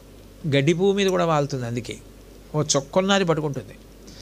అది ఏం చేస్తుందంటే దాని మీద తిరిగి జాగ్రత్తగా కాళ్ళు పెట్టి వాలి అంత సూదిగా ఉండేటటువంటి ఆ తన తొండాన్ని అందులోకి గుచ్చుతుంది. కానీ పువ్వు సంతోషపడిపోతుంది. ఆ పువ్వుకి ఏమీ ఇబ్బంది కలగకుండా ఆ మకరంద పానం చేస్తుంది. ఆ పువ్వు గాలికి కొద్దిగా ఇలా కదులుతుంది కదా, మరి కదులుతున్నప్పుడు దాని మీద ఉన్నటువంటి తుమ్మెద హొయలు వేరు, ఆ సొగసు వేరు. అది పడిపోకుండా అంత అందంగానూ తాగేసి అది లేచి వేగంగా ఎగిరిపోదు. అది లేచినప్పుడు ఏం చేస్తుందంటే కొద్దిగా లేచి అదే పువ్వు వంక చూసి తన తలని కొద్దిగా ఇలా ఇలా కదుపుతుంది ముందు. ఎందుకంటే ఆ తేనె తాగిన మత్తు, ఆ ఆనందం, ఆ సంతోషం, ఆ మైమరపు. ఆ మైమరపు అన్న మాట కన్నా ఇంకా తెలుగులో వేయడానికి ఏం లేదు. ఆ మైమరపుకి ఏం చేస్తుందంటే కొద్దిగా పైకి లేచి ముందు తల కొద్దిగా ఆడిస్తుంది, ఆ తర్వాత కొద్దిగా కదిలి తిరుగుతుంది, ఆ తర్వాత వెళ్ళిపోతుంది. తప్ప వచ్చినప్పుడు ఎంత వేగంగా వచ్చిందో లేచిపోయినప్పుడు వెళ్ళిపోయినప్పుడు అంత వేగంగా లేచి వెళ్ళదు. ఎందుకనంటే ఆ మధువుని గ్రోలింది. ఆ మధువుని గ్రోలడంలో అది మత్తెక్కింది. ఆ మత్తే మైమరపు. అప్పుడు దానికి ఏ విధమైనటువంటి నాదం ఉండదు, తల కదుపుతుంది. కానీ అమ్మవారు ఏం చేస్తోందంటే వీణ ఆపలేదు, ఆ రవం వస్తోంది అందులోంచి. ఆ వస్తున్న అనురానన రవాన్ని ఆవిడ అలాగే వింటోంది. వింటూ తేనె తాగేసిన తుమ్మెద ఎలా కదుపుతుందో అలా తలని మెల్లగా ఇలా కదుపుతోంది, తుమ్మెద కదిపినట్టు కదుపుతోంది. వికస అంటే నృత్యం కలిసింది. ఇప్పుడు ఒకే భంగిమలో కదులుతోంది తల. ఇంతకుముందు కదిపింది, కానీ ఆ కదిపినప్పుడు ఏమిటంటే ఒక కీర్తన వాయిస్తున్నప్పుడు ఏకంగా ఈ తాటంకాలు ఊగి కొప్పుకు తగిలేటట్టుగా కదిపింది. ఇవాళ అలా కాదు. తుమ్మెద ఎంత మెల్లగా తల కదుపుతుందో అంత మెల్లగా కదుపుతుంది. అంటే వికస మదామోద, ఆ లోపల ఉన్నటువంటి ఆనందము వికసనమును పొందితే నృత్యము తోడయింది. అంటే మంచి పాటకి నృత్యం కలిస్తే ఎలా ఉంటుందో ఆ ఆనందమునందు ఆ శిర కంపనం, ఆ తల కొద్దిగా కదపడం అలా ఉంది. అట్లా మెల్లగా తల కదుపుతున్నటువంటి అమ్మని కలయే ధ్యానం చెయ్యి. అంటే అప్పుడు నీకు చూడడం ఒక్కటే కాదు, అనురాననం కూడా వినపడుతూ ఉంటుంది. నీకు తెలియకుండా నేను చూడడం మొదలు పెడితే అక్కడ లేని వీణ చేత నీకు అనురాననం వినపడుతుంది. అప్పుడు నువ్వు భృంగమవుతావు. ఎందుకనంటే నువ్వు విన్నావు, నువ్వు చూసావు. చూసింది ఏది చూస్తున్నావు, నీ ఎదురుగుండా ఉన్నది కాదు. అందుకని కన్నులు మూసి లోపల చూస్తున్నావు, లోపల వింటున్నావు. కాబట్టి లోపల మెత్తెక్కి ఆ ఆనందంతో ఊగడమే వెనక్కి వెళ్ళడం. ఇది బాహ్య సుఖం కాదు, ఇంద్రియ సుఖం కాదు, ఆత్మసుఖం. ఇది మనిషి సాధించాలి. దీనికి శ్యామలాస్వరూపం వీణ వాయిస్తూ ఎలా తీసుకెడుతుంది, ధ్యానం చేస్తే చాలు. అట్లా కలయే ఆ తల్లి. ఇందులో ఉన్నటువంటి గొప్పతనం ఏమిటంటే ఆవిడ దేనికి ఆనందం పొందింది అంటే అనురాననం చేస్తోంది కదూ. ముందు శబ్దాన్ని అలా ఉత్పత్తి చేసి ఒక తరంగం తర్వాత ఒక తరంగం, ఒక తరంగం తర్వాత ఒక తరంగం వచ్చింది కదూ. అప్పుడు తుమ్మెద ఒక పువ్వు మీద వాలి ఇంకా చాలంటుందా? అందవు. అనకుండా మళ్ళీ ఇంకో పువ్వు మీదకి వెళ్ళి తాగుతుంది. అలా ఆవిడ ఏం చేసిందంటే తర్వాత మెల్లగా దానిలోంచి స్వరాలు వేయడం మొదలెట్టింది. తర్వాత ఏం చేసిందంటే స్వరాలు వేసి వేసి వేసి వేసి చూడండి, గాయకుడు ఆలాపన చేసి చేసి కీర్తన అందుకుంటాడు. అట్లా స్వరాలు వేసి ఆవిడ కీర్తన వాయించడం మొదలెట్టింది. ఇప్పుడు ముందు ఆవిడ ఆనందం అనురాననం, తర్వాతి ఆనందం స్వరాలు, తర్వాతి ఆనందం కీర్తన. కీర్తనలో ఆనందం ఏమిటి ఆవిడికి? స్వరాలంటే తమంత తాము ఎంత గొప్పవో నిన్న మీరు చూశారు, ప్రకృతి స్వరాలు, వికృతి స్వరాలు. వాటిల్లో కీర్తనలో అంటే ఒక మహాపురుషుడు, ఒక మహానుభావుడు ఒక ప్రత్యేక సందర్భంలో భగవంతుణ్ణి ఉద్దేశించి చేసినటువంటి గొప్ప గీతం, దానిలో భావం ఉంది. ఇప్పుడు ఆవిడ కేవల శబ్దమే కాదు, భావమునందు కూడా తాదాత్మ్యత పొందింది. ఆయన ఏ హృదయంతో దాన్ని చెప్పాడో ఆ హృదయంతో సమానమైపోతుంది. ఎందుకంటే ఆత్మ అన్న స్థాయికి వచ్చేటప్పటికి అన్నీ ఒకటైపోతాయి. ఆయన ఎంత ఆర్తితో, ఎంత సంతోషంతో, ఎంత బాగా కీర్తన చేశాడో ఆ పదముల చేత ప్రతిపాదింపబడిన అర్థమునందు ఆమె రమిస్తుంది. ఇప్పుడు వికస పెరిగిందా? పువ్వు వికసించినట్టు పెరిగింది ఆనందం ఆవిడది. ఇప్పుడు వికసమదామోద, ఇప్పుడు ఈ ఆనందం పెరిగి ఏమవుతుంది అంటే తల అలా ఊపుతూనే ఉంటుంది. మంచి విషయం వింటున్నా కూడా ఆవలింతలు రావడం అంత దరిద్రం లోకంలో ఇంకోటి ఉండదు. ఎందుకనంటే మంచి విషయం వింటున్నప్పుడు ఏం చేయాలి? కనీసం దాన్ని అనుభవించగలగాలి. అంత పరమ దరిద్రం ఏమిటి అంటే ఎప్పుడూ లౌకికమైన మత్తు. ఇవన్నీ ఎలా ఉంటాయి అంటే అంత దూరం విసిరివేయబడిన వారు వాళ్ళు అని గుర్తు. అసలు అటువంటి వారు సభాప్రవేశం చేయకూడదు.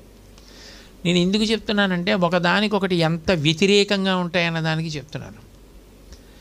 ఇది అంత గొప్ప తాదాత్మ్య స్థితి. ఆ తాదాత్మ్య స్థితిలో ఆ తల్లి వికసమదామోద మాధురీ భృంగం, ఆవిడ ఒకదాని తర్వాత ఒకటి, ఒకదాని తర్వాత ఒకటి పెరుగుతూ వికసనమై మొట్టమొదట స్వరముల చేత, తర్వాత కీర్తన చేత, తర్వాత కీర్తనలో ఉన్నటువంటి సాహిత్యము చేత, అంతకన్నా ముందు అనురాణనము చేత పెరుగుతూ ఉండగా ఆమె యొక్క స్థితి కూడా ఏమైంది? శిరకంపనం ఇలా ఇలా ఇలా మొదలై పరమ సంతోషంతో, పరమానందంతో, ఆ మైమరపుతో ఆవిడ ఎంతో ఆనందంతో కదులుతోంది తల. అలా కదులుతున్నటువంటి ఆ తల్లి ఉన్నదే ఆమె కరుణాపూరిత తరంగం. ఆవిడ అలా వాయిస్తున్న రూపం మీకు బయట ఎలా కనపడుతుంది? మీకు బయట కనపడుతుంది అలాగా? అమ్మవారి కచేరీ చేస్తోందండి వచ్చి కూర్చోండి అంటారా? ఒకవేళ నిజంగా అమ్మవారి కచేరీ చేస్తున్నా ఆవలించే దరిద్రం ఉన్న వాళ్ళకి ఆవలింతలే వస్తాయి కదా. అమ్మవారే కచేరీ చేస్తే మాత్రం పోతాయి అలాంటివి. ఎట్లా పోతాయి? అమ్మవారు కచేరీ చేయడం అంటే అమ్మవారు వీణ వాయిస్తూ ఉంటే దాన్ని మనసులో భావన చెయ్యగలగడం అంటే ఇతర మత్తు వదిలిపోయి ఉన్నవాళ్ళు అని గుర్తు కదా. ఇది దైవీ సంబంధమైన మైమరపుతో ఉన్నవారు అని గుర్తు. అటువంటి స్థితిలో ఉన్నారనుకోండి, అప్పుడు ఆ ఆనంద జరి, ఆ రసానుభవం పోవాలని ఎవరూ కోరుకోరు. అప్పుడు అది ధ్యానమునందు మనసులో అలాగే వింటూ ఆ తల్లి వంక మీరు దర్శనం చేస్తున్నారనుకోండి, ఆవిడ మరి అన్నింటినీ మరిచిపోయిన సంతోషంలో ఉంది కదా. మీరు ఆవిడ పక్కన కూర్చొని ధ్యానంలో ఆవిడ ఆ వీణ వాయిస్తూ మొట్టమొదట వచ్చిన అనురాణనం, తర్వాత స్వరాలు, తర్వాత ఆవిడ పాడుతున్న కీర్తన, ఆ తర్వాత ఆ వీణ వాయిస్తూ ఉండడం, ఆ తర్వాత పదములు, పదముల యొక్క సాహిత్యం, దాని యందు ఆమె ఆనందానుభవం, అందులో శిరకంపనం, ఆ శిరకంపనమునందు నృత్యశైలి, దాని చేత ఆమె ఆనందము వ్యక్తమవుతుంటే చూసి మీరు ఆనందమునకు లోనైపోయారు. ఇప్పుడు ఆవిడ ఏం చేస్తుందంటే అకస్మాత్తుగా అలా వీణ వాయిస్తూ, ఆవిడ అన్నీ తెలుసుకున్నదేగా, మీరు ఎంత ఆనందపడుతున్నారు ఈ విషయంలో. ఇది కదా ఇంద్రియ సుఖములను కాదని ఆత్మసుఖం వైపుకి నడుస్తున్నారు మీరు. ఇప్పుడు వీణానాదం ద్వారా అన్నదాన్ని గమనించి ఇలా చూస్తుందట. కరుణాపూరిత తరంగం. తరంగం అంటే అర్థం ఏంటి అంటే, కరుణాపూరిత తరంగం అన్న మాటకి అర్థం, సముద్రం ఉందనుకోండి, సముద్రం అంతా వచ్చి మీ కాళ్ళని తడిపింది అనుకోండి, మీరు ఉండరు కదా.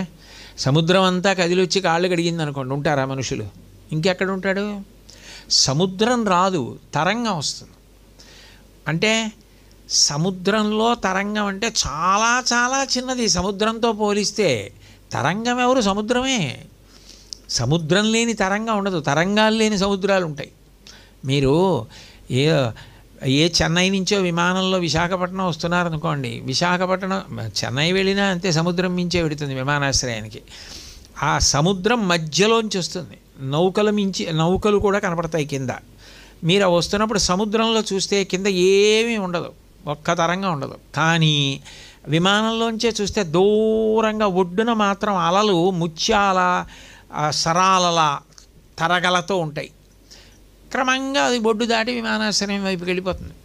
అంటే మధ్యలో అలలు ఉండవు, ఒడ్డున అలలు ఉంటాయి. ఇప్పుడు ఈ తరంగం ఎవరు? సముద్రంలో అంతర్భాగం.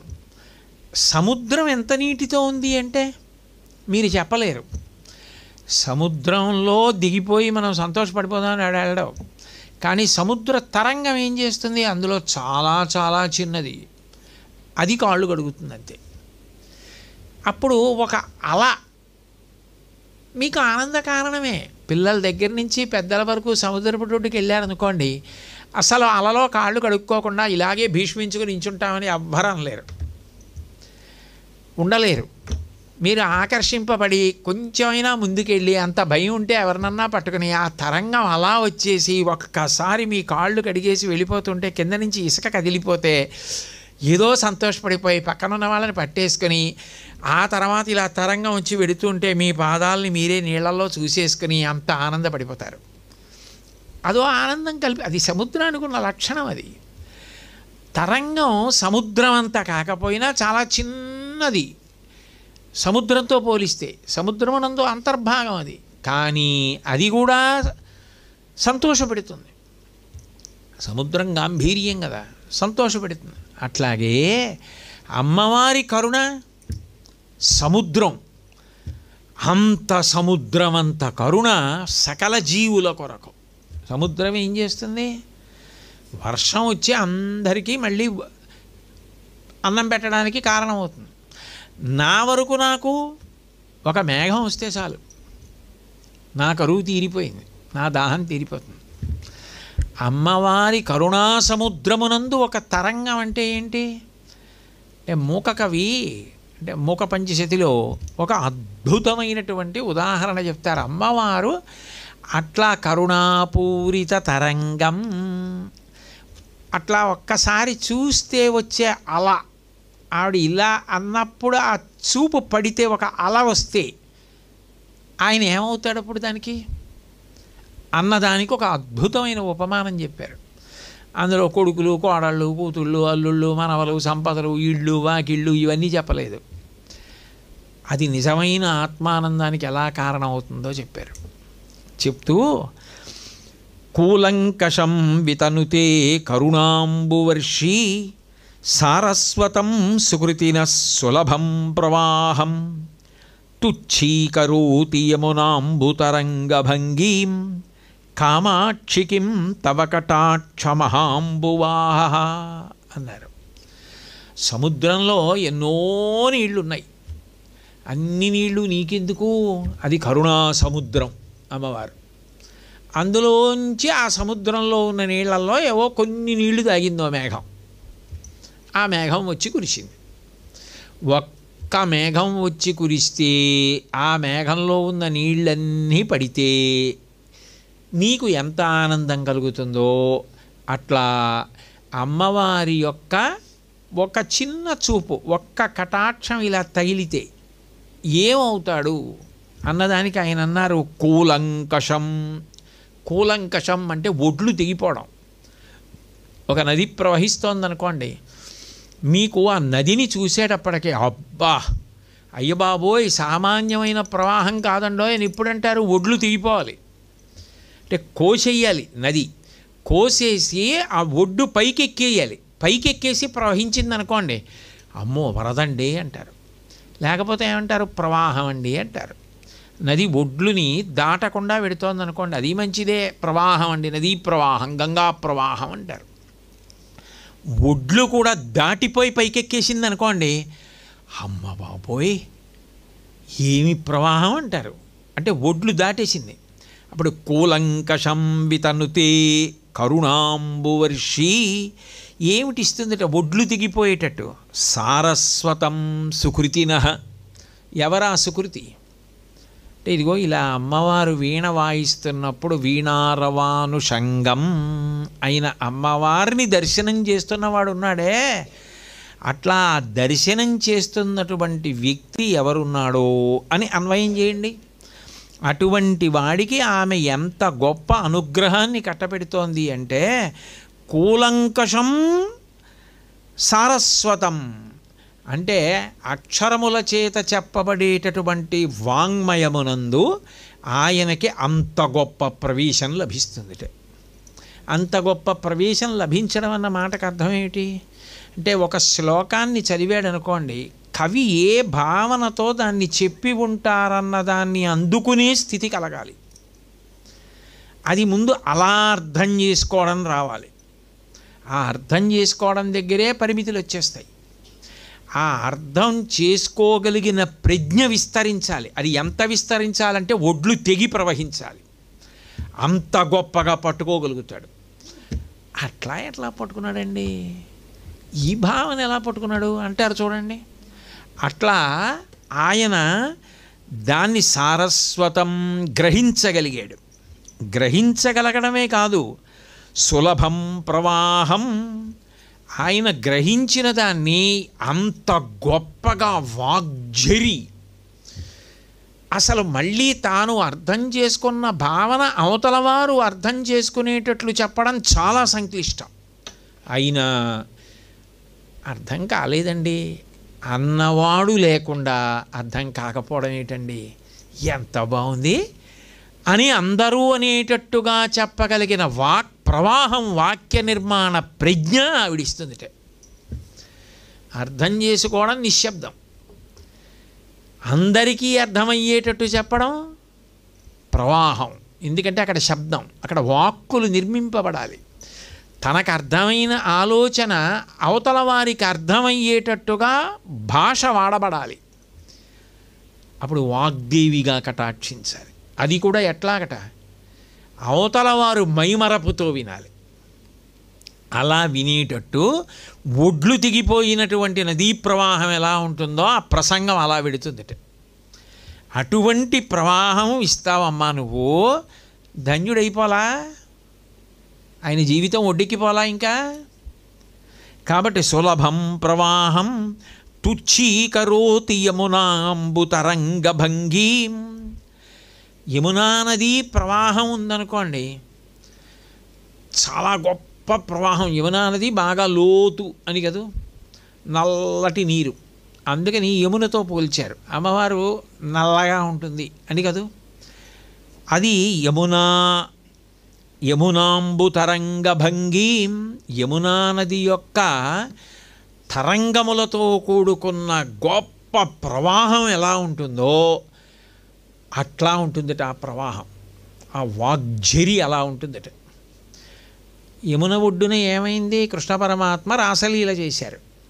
రాసలీల ఏమిటి? బ్రహ్మానందం. అంటే ఆ వాక్కులు దేనికి పనికొస్తాయంటే బ్రహ్మానందమును అనుభవించడానికి ఉపయుక్తమైన సాధనములను చెప్పడానికి పనికొచ్చేటటువంటి వాక్కులు తప్ప లౌకిక వాక్కులు కావు ఆ వాక్కులు. అందుకని యమునను వేశారు. అటువంటి యమునా తరంగభంగీం, యమున తరంగములతో ప్రవహిస్తే ఎలా ఉంటుందో అటువంటి వాగ్జరి, నది ఒడ్లని కోసుకుని వెళ్ళిపోతుంటే ఎలా ఉంటుందో అటువంటి వాక్ ప్రవాహం.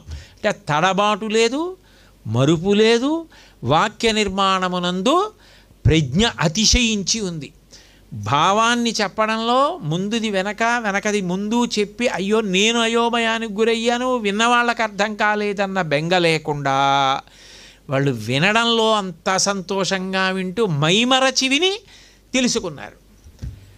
అట్లా చెప్పగలిగిన ప్రజ్ఞ వాక్ ప్రవాహంగా ఆవిడిస్తోంది. అంటే అప్పుడు ఏం చేసింది ఆవిడ? అవి లౌకిక ప్రయోజనాలు కావు, అలౌకిక ప్రయోజనాలు. అంటే ఆయన జీవితాన్ని ఒబ్బిడి చేసేస్తోందని గుర్తు. అట్లా కామాక్షికిం తవ కటాక్ష మహాంబువాహ. ఇదంతా ఏమిటమ్మా?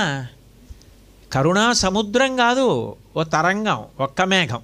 నీ దగ్గర నీళ్లు దాగిన ఒక్క మేఘం కురిసిన నీళ్ళు ఎలా ఉంటాయో ఒక్కసారి నువ్వు ఇలా చూసిన ఆ తరంగం ఉందే, అది అలా ఇచ్చేస్తుంది. కలయే ఎవరిని? వీణారవానుషంగం. వీణా రవమునందు లయమైపోయిన మనసున్న అమ్మవారు వికస మదామోద మాధురీ భృంగం. క్రమక్రమంగా ఆ అనురాణనం నుంచి స్వరముల నుంచి కీర్తన సాహిత్యమునందు అనుభవము, వీటి చేత శిరకంపనము, పువ్వు మీద వాలి తేనె తాగేసిన తుమ్మెద తలని అటు ఇటు మెల్లిగా కదిపి కొద్దిగా ఊగి లేచి వెళ్ళిపోయినట్లుగా లోపలి ఆనందమునకు నృత్యము తోడైనట్లు కదులుతున్న అమ్మవారిని కలయే ధ్యానించుచున్నాను. అప్పుడు దాని వలన కరుణాపూరిత తరంగం, ఆవిడ పరమ సంతోషాన్ని పొంది దయని వర్షించింది. ఎట్లా? కన్యకాపాంగం, కటాక్షం, పొట్టి చూపు, ఇలా చూసింది. అంతే, ఆయన జీవితం ఒబిడైపోయింది. అంత గొప్ప సరస్వతీ కటాక్షాన్ని పొందేశాడు. అంటే నీకు ఇటువంటి స్థితి కలగడానికి అటువంటి తల్లిని ధ్యానం చేయడం నేర్చుకో. వీణ అన్నది ఎంత గొప్ప సంగీత సాధనమో, అసలు ఆ వీణ వాయించి అట్లా లయమైపోగలగడం, అట్లా తల కదపడం, అసలు అలా మెట్ల మీద చేతులు కదులుతూ అలా కళ్ళు మూసుకొని అంత ఆనందంతో వాయిస్తూ నాదోపాసన చేయగలగడం ఎంత అదృష్టం అది. వారికి ఇంకా వేరు సాధన ఎందుకన్నాడు యాజ్ఞవల్క మహర్షి అయితే. అది వస్తే వాళ్ళు మోక్ష మార్గం సగచ్చతి, వాళ్ళు మోక్ష మార్గం వైపుకి వెళ్ళిపోతున్నారన్నాడు. కాబట్టి సంగీత మాతృకాం వందే అన్నారు కదా. అటువంటి సంగీత మాతృక అంటే అమ్మవారికి ఇప్పటిదాకా ఎక్కడా మీరు వినని పేర్లన్నీ కాళిదాస మహాకవి ఇందులో చెప్తున్నారు. సంగీతమాతృకాం వందే స్వస్వరూపం మంగళ సంగీత సౌరభం వందే. మంగళ సంగీత సౌరభం నువ్వు అన్నారు. అబ్బో, అదో కొత్త పేరు మళ్ళీ. కాబట్టి ఇంత అద్భుతమైనటువంటి తల్లివి నువ్వు అని చెప్పడానికి ఆయన అద్భుతమైన ప్రయోగం చేసి ఇటువంటి రూపాన్ని కలయే ధ్యానించుతున్నాను అని ప్రతిపాదించారు. తర్వాత శ్లోకంలో అంటారు, మణిభంగ మేచకాంగీం మాతంగీం నౌమి సిద్ధమతంగీం యవ్వనవన సారంగీం. ఆ తల్లి యవ్వనవన సారంగీం సంగీతాంభోరుహానుభవ భృంగీం. మళ్ళీ వచ్చింది భృంగం. ఓ భూమి నుంచి వెళ్తే ఇంకో భూమి మీదకి రావద్దు, మళ్ళీ వచ్చింది. ఆ శ్లోకాలు కూడా అంత అందంగా ఉంటాయి. ఇప్పుడు ఈ శ్లోకంలో అంటున్నారు, ఆ తల్లి మణిభంగ మేచకాంగీం. ఇది ఒక అద్భుతమైనటువంటి విషయం. అంటే పైకి చెప్పినట్టు చెప్తారు, కానీ మొదట ఏం చెప్పారో అదే చేయిస్తున్నారు. అంతర్విభావయే గౌరీం, భావన చేయిస్తూ ఉంటారు. ఈ శ్లోకంలో అంటున్నారు, ఆవిడ మణిభంగ మేచకాంగీం. ఇంద్రనీలమణి నల్లగా ఉంటుంది, అది పగిలిపోయింది, 2 ముక్కలు అయిపోయింది. అప్పుడు కాంతి ఇంకా ఎక్కువగా ఉంటుంది. ఆ పగిలిపోయిన వైపు నుంచి కాంతు లీనుతూ ఉంటుంది. అట్లా 1, 2 అయింది కదా. మరి 2 అయినప్పుడు 4 వైపుల నుంచి కాంతి వస్తుంది. దానికి 2 వైపుల నుంచి, ఇటు 2 వైపుల నుంచి, కొత్తగా పగిలిన వైపు నుంచి కాంతులు బయలుదేరుతాయి. అందుకని మణిభంగ మేచకాంగీ. ఇంద్రనీలమణి ఎలా ఉంటుందో పగిలితే దాంట్లోంచి కాంతులు ఎలా వస్తాయో అట్లా వస్తోందిట కాంతి. ఆ తర్వాతి శ్లోకంలో కూడా మేచకమాసే చనకం అంటారు. మేచకమాసే చనకం అంటే మేచక అంటే నల్లని, మాసే చనకం అంటే మినుముల రాశి. నల్లని మినుములు తీసుకొచ్చి పోసారనుకోండి, అవేవో బొగ్గులు కుప్పపోసినట్టు ఉండవు, అందులోంచి ఒక కాంతి వస్తుంది. ఆ నలుపులోంచి వచ్చే కాంతికి ఆ అందం ఉంది. కాబట్టి మణిభంగ మేచకాంగీం మేచకమాసేచనకం, నల్ల మినువుల కుప్పలోంచి కాంతి వస్తే ఎలా ఉంటుందో అట్లా ఇంద్రనీలమణి బద్దలైతే ముక్కలైతే దాంట్లోంచి వచ్చే కాంతులలా, అంటే ఒక మణి అనేక మణులు అయిపోలే, అప్పుడు మణిగా మణిముక్క అంటారు తప్ప ఆ ముక్క తీసుకెళ్ళిస్తే మణి అంటారు అంతే తప్ప మళ్ళీ ఇది మణి కాదండి ఇంకా పగిలిపోయింది కదండి ఇంకా మణి ఏమిటి అంటారా, అలా ఏం అనరు. కాబట్టి మణిభంగ మేచకాంగీం, ఇప్పుడు అన్ని ముక్కల్లోంచి కాంతులు వచ్చినట్టు. మేషక మాసేచనకం, మినువుల కుప్పలోంచి కాంతులు వచ్చినట్టు, అంటే నల్లని కాంతి కలిగిన తల్లి అని ప్రతిపాదన. ఇప్పుడు ఈ ప్రతిపాదన ఎందుకు అంటే, అన్నిస్తుందా అండి, అంత కరుణ ఉంటుందా, అంత దయగలిగిన తల్లా అని నీకు అనుమానం అక్కర్లేదు. మేము ఆవిడ నల్లగా ఉంటుందని చెప్తున్నాం. నల్లగా ఉంటుంది అని చెప్పడం వెనక నిజానికి అర్థం ఏమిటంటే, ఆమె నల్లగానే ఉంటుందని కాదు, ఆమె తెల్లగానూ ఉంటుంది, ఎర్రగానూ ఉంటుంది, ఆకుపచ్చగానూ ఉంటుంది, నల్లగానూ ఉంటుంది. మొట్టమొదటి రోజు ఇప్పుడు మీకు ఆ ప్రసంగంలో నేను ఈ విషయాన్ని వివరించాను. ఆ తల్లి యొక్క ఆ రూపాన్ని వర్ణించి చెప్పినప్పుడు 2వ శ్లోకంలో అంటారు, 3వ శ్లోకంలో శ్యామతను సౌకుమార్యాం అని, శ్యామతను అన్న చోట ఆమె యొక్క రంగు గురించి చెప్తూ మొట్టమొదటి రోజు అంతర్విభావయే గౌరీంలోనూ నేను అన్వయం చేసినప్పుడు ఆ విషయాల గురించి మనవి చేశాను.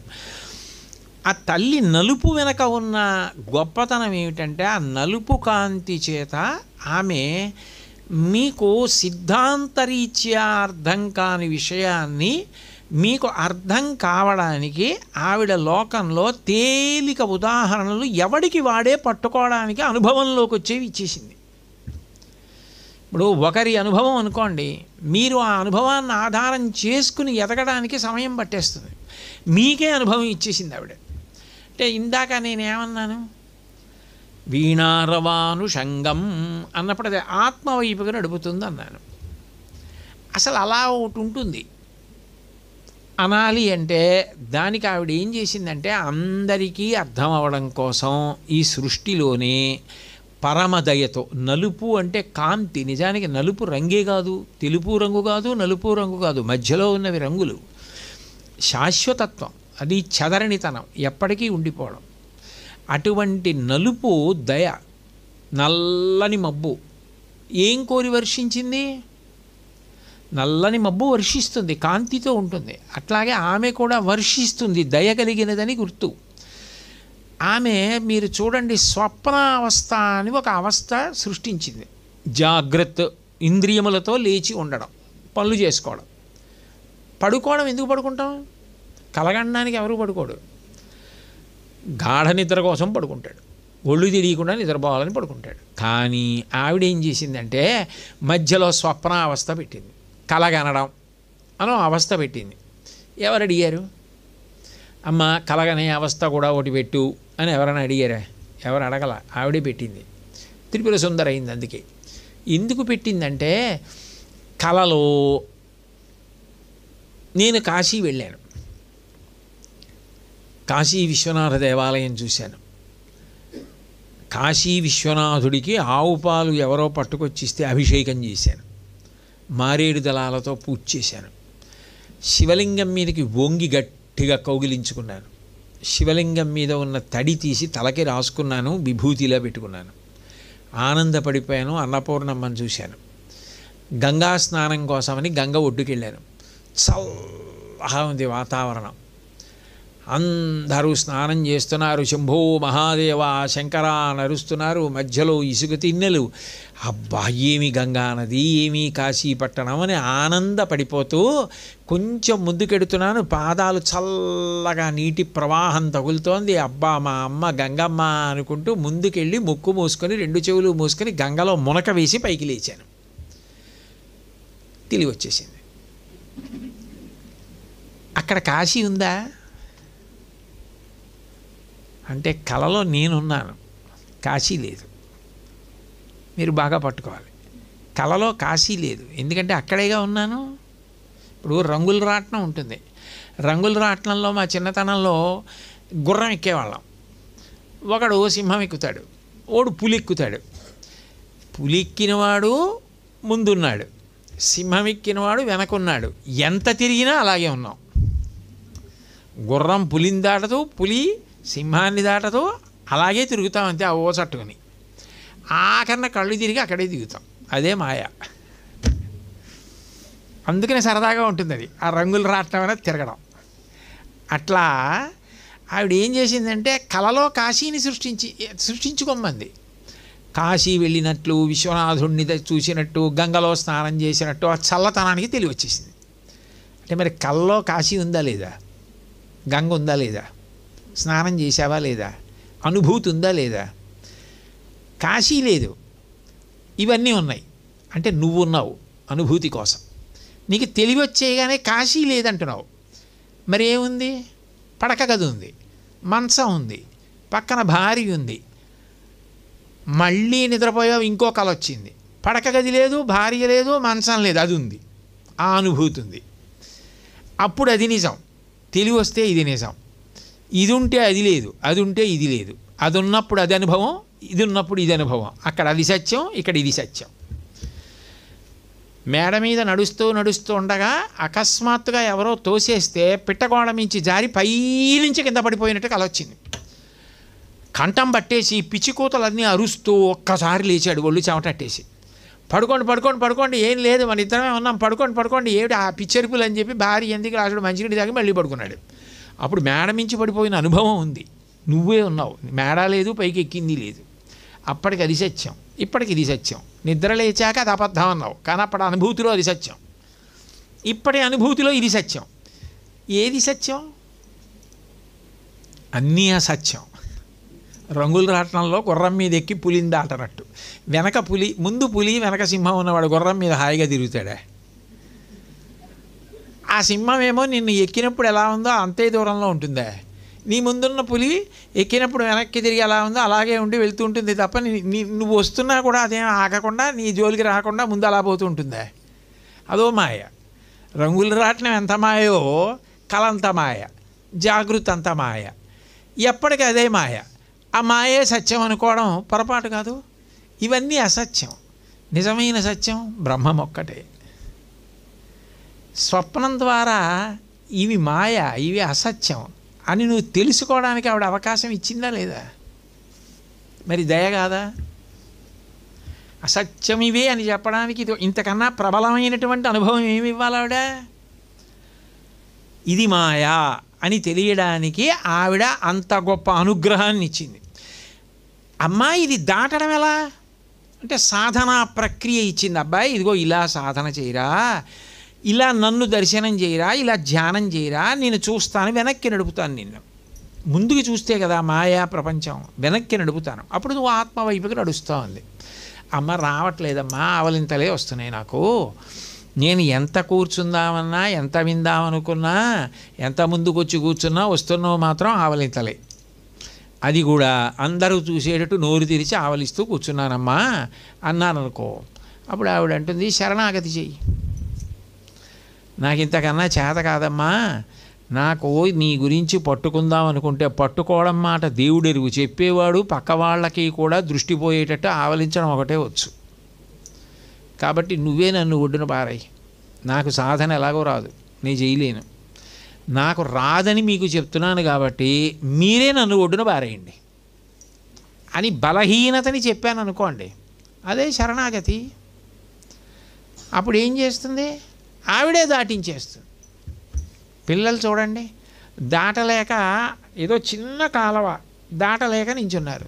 తండ్రి ఏం చేస్తాడు? ఇలా ఎత్తి అలా పక్కన పెట్టేస్తాడు. వాడు ఆనందపడిపోతాడు, వాడే దాటేసినట్టు, వాడే దాటింది, తండ్రి దాటించేసాడు ఎత్తి. అలా అమ్మవారు ఏం చేస్తుంది? తనే దాటించేస్తుంది. ఎందుకు? నేను దాటలేనని చెప్పేశావు కాబట్టి. మన బలహీనత చెప్పడం శరణాగతి. రోషీరోయదు కామినీ జనుల తారుణ్యోరు సౌఖ్యంబులన్ బాసీబాయదు నామనంబకట నీకున్ ప్రీతిగా సత్క్రియల్ చేసి చేయదు దీని త్రుళ్ళన చవే శ్రీకాళహస్తీశ్వర.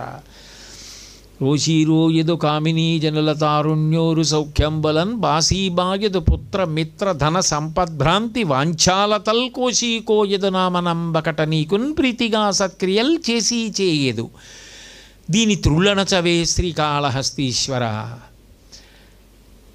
ఇంతసేపటికో పద్యం చెప్పాను ఇవాళ. కాబట్టి బలహీనత చెప్పడం శరణాగతి. ఆ శరణాగతి చేసామనుకోండి, అమ్మా నేను చేయలేకపోతున్నానమ్మా నిజాయితీగా అమ్మవారికి చెప్పామనుకోండి, ఆవిడ జోక్యం చేసుకుంటుంది. జోక్యం చేసుకొని నేను ఉన్నాను రా నాన్న బెంగ పెట్టుకోని ఆవిడే కాపాడుతుంది. అది అవకాశం ఇచ్చిందిగా. లేదు భక్తి మార్గంలో వెడతాను, చాలా సంతోషకరం కదా భక్తి మార్గం. మన్మధుడు ఏవి పట్టుకుంటే మనని అల్లకల్లోలం చేసేస్తున్నాడో అవి నేను పట్టుకుంటాను. ఆయన చేతిలో చెరుకు విల్లు ఆ పుష్పబాణాలు ఉంటే కదా నిన్ను అల్లరి పెట్టేస్తున్నాడు, విషయ సుఖాల వైపుకి తిప్పేస్తున్నాడు, అవి నేను తీసుకుంటాను. ఇప్పుడు నా వైపుకి రా, నువ్వేం ఆశ్రమం మారిపోక్కర్లేదు, బట్ట రంగులేం మార్చేసుకోక్కర్లేదు, నువ్వు అలాగే ఉండు హాయిగా.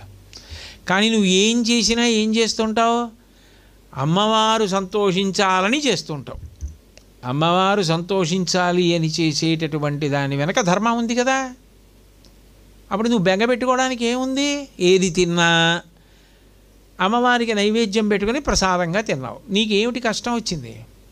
నువ్వు ఏది చూసినా యద్యద్విభూతిమత్సత్వం శ్రీమదుర్జితమేవా తత్తదేవావగచ్చస్త్వం మమ తేజోంచ సంభవం, అమ్మవారి తేజస్సుగా చూసావు.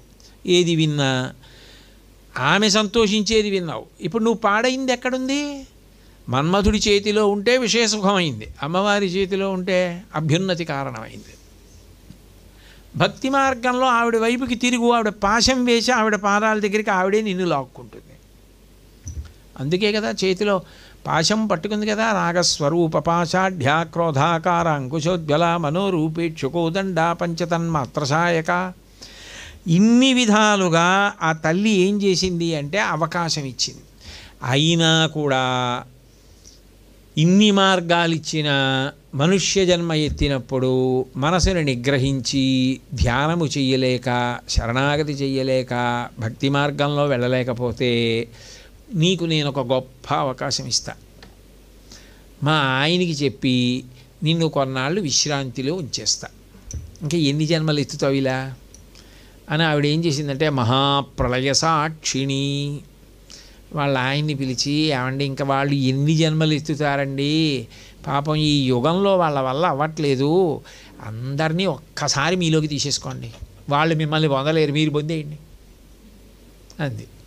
ఆయన ఏం చేశాడు, వెంటనే ఓ ప్రళయతాండవం చేశాడు. చేసి అన్ని జీవుల్ని తనలోకి తీసేసుకుని కూర్చున్నాడు. ఇప్పుడు అందరూ ఆయనలోకి వెళ్ళిపోయారు. సాధన చేసి ఎలా వెళ్ళాలో ఆ చివర కొన్ని కోట్ల జన్మలు ఎత్తిన తర్వాత వెళ్ళిపోయావు. అప్పుడు ఆవిడ ఏం చేసింది, నీ అంతా నువ్వేం చేయలేకపోయావుగా, కలియుగం తర్వాత మళ్ళీ కృతయుగం వచ్చింది. అప్పుడు ధర్మం 4 పాదాలు నడుస్తుంది, అప్పుడు సృష్టించి కలిపేసుకుంది.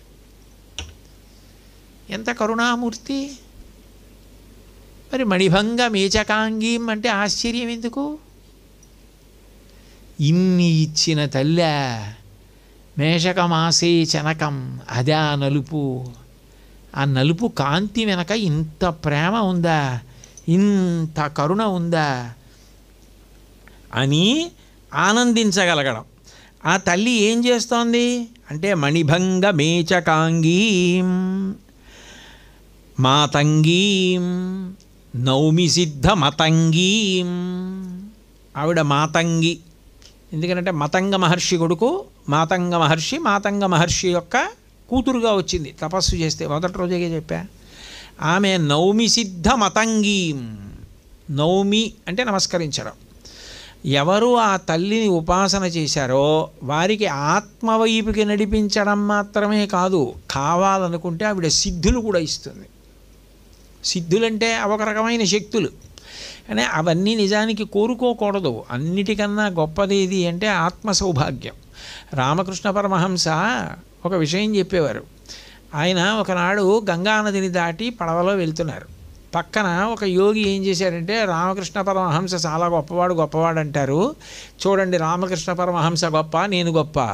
ఆయన పడవలో గంగ దాటుతున్నారు, నేను నడిచి దాటుతాను, నాకు తపశ్శక్తి ఉందని ఆయన ఏం చేశాడంటే పడవ పక్కనే నడుస్తూ వచ్చాడు. అంటే రామకృష్ణ పరమహంసని చిన్నపుచ్చడానికి. పరమహంస ఏమీ అనలేదు.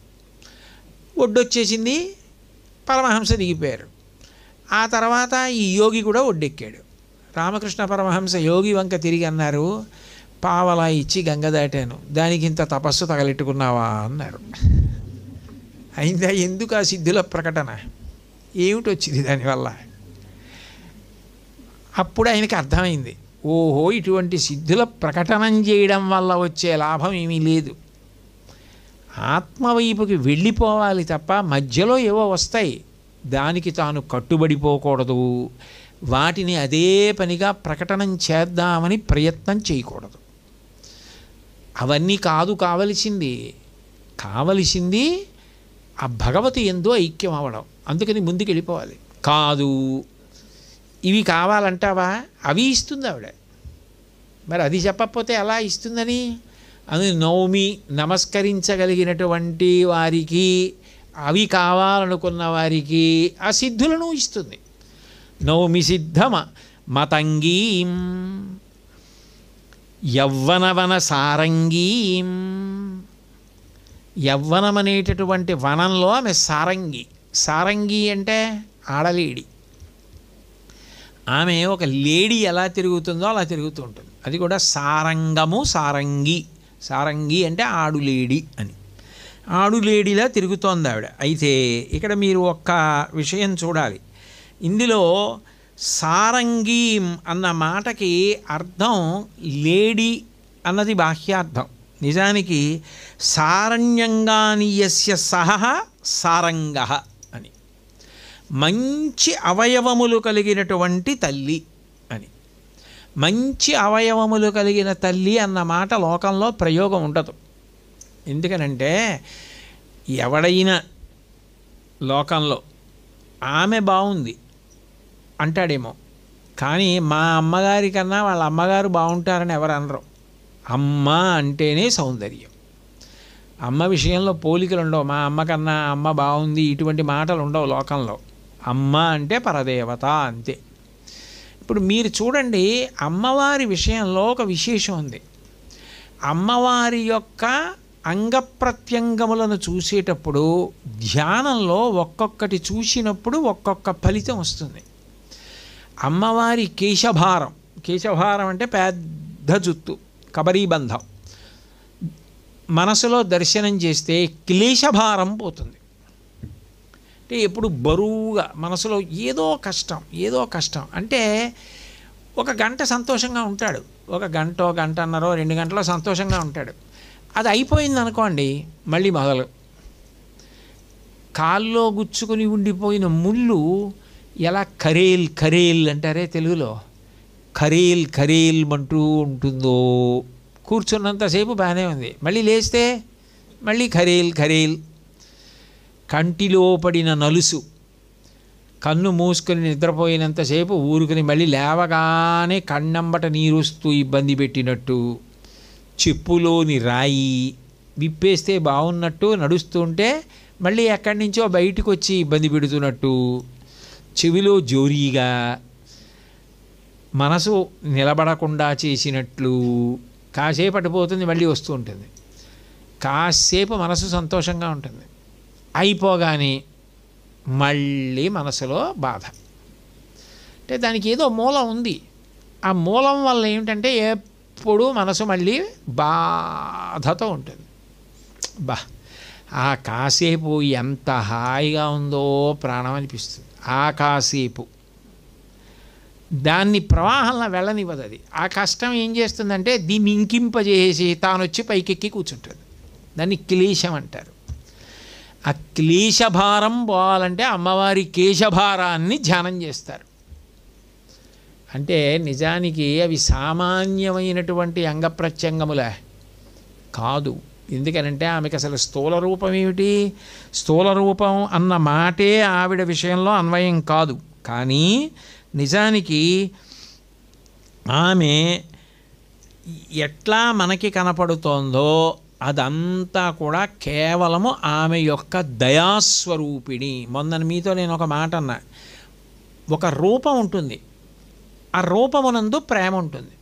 ఆయన ప్రేమ కలిగిన వారు అంటారు, ఈయన ప్రేమ లేనివాడు, ఈయన కొంత ప్రేమ ఉన్నవాడు అంటారు. కానీ ప్రేమకే రూపం వస్తే అది అమ్మవారు.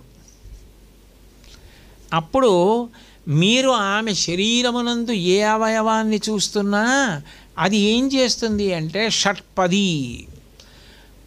తుమ్మెద ఏ విధంగా అయితే పద్మంలో వాలి తేనె తాగుతుందో అట్లా మన మనసు తుమ్మెద, అమ్మవారి యొక్క అవయవములన్నీ పద్మములే.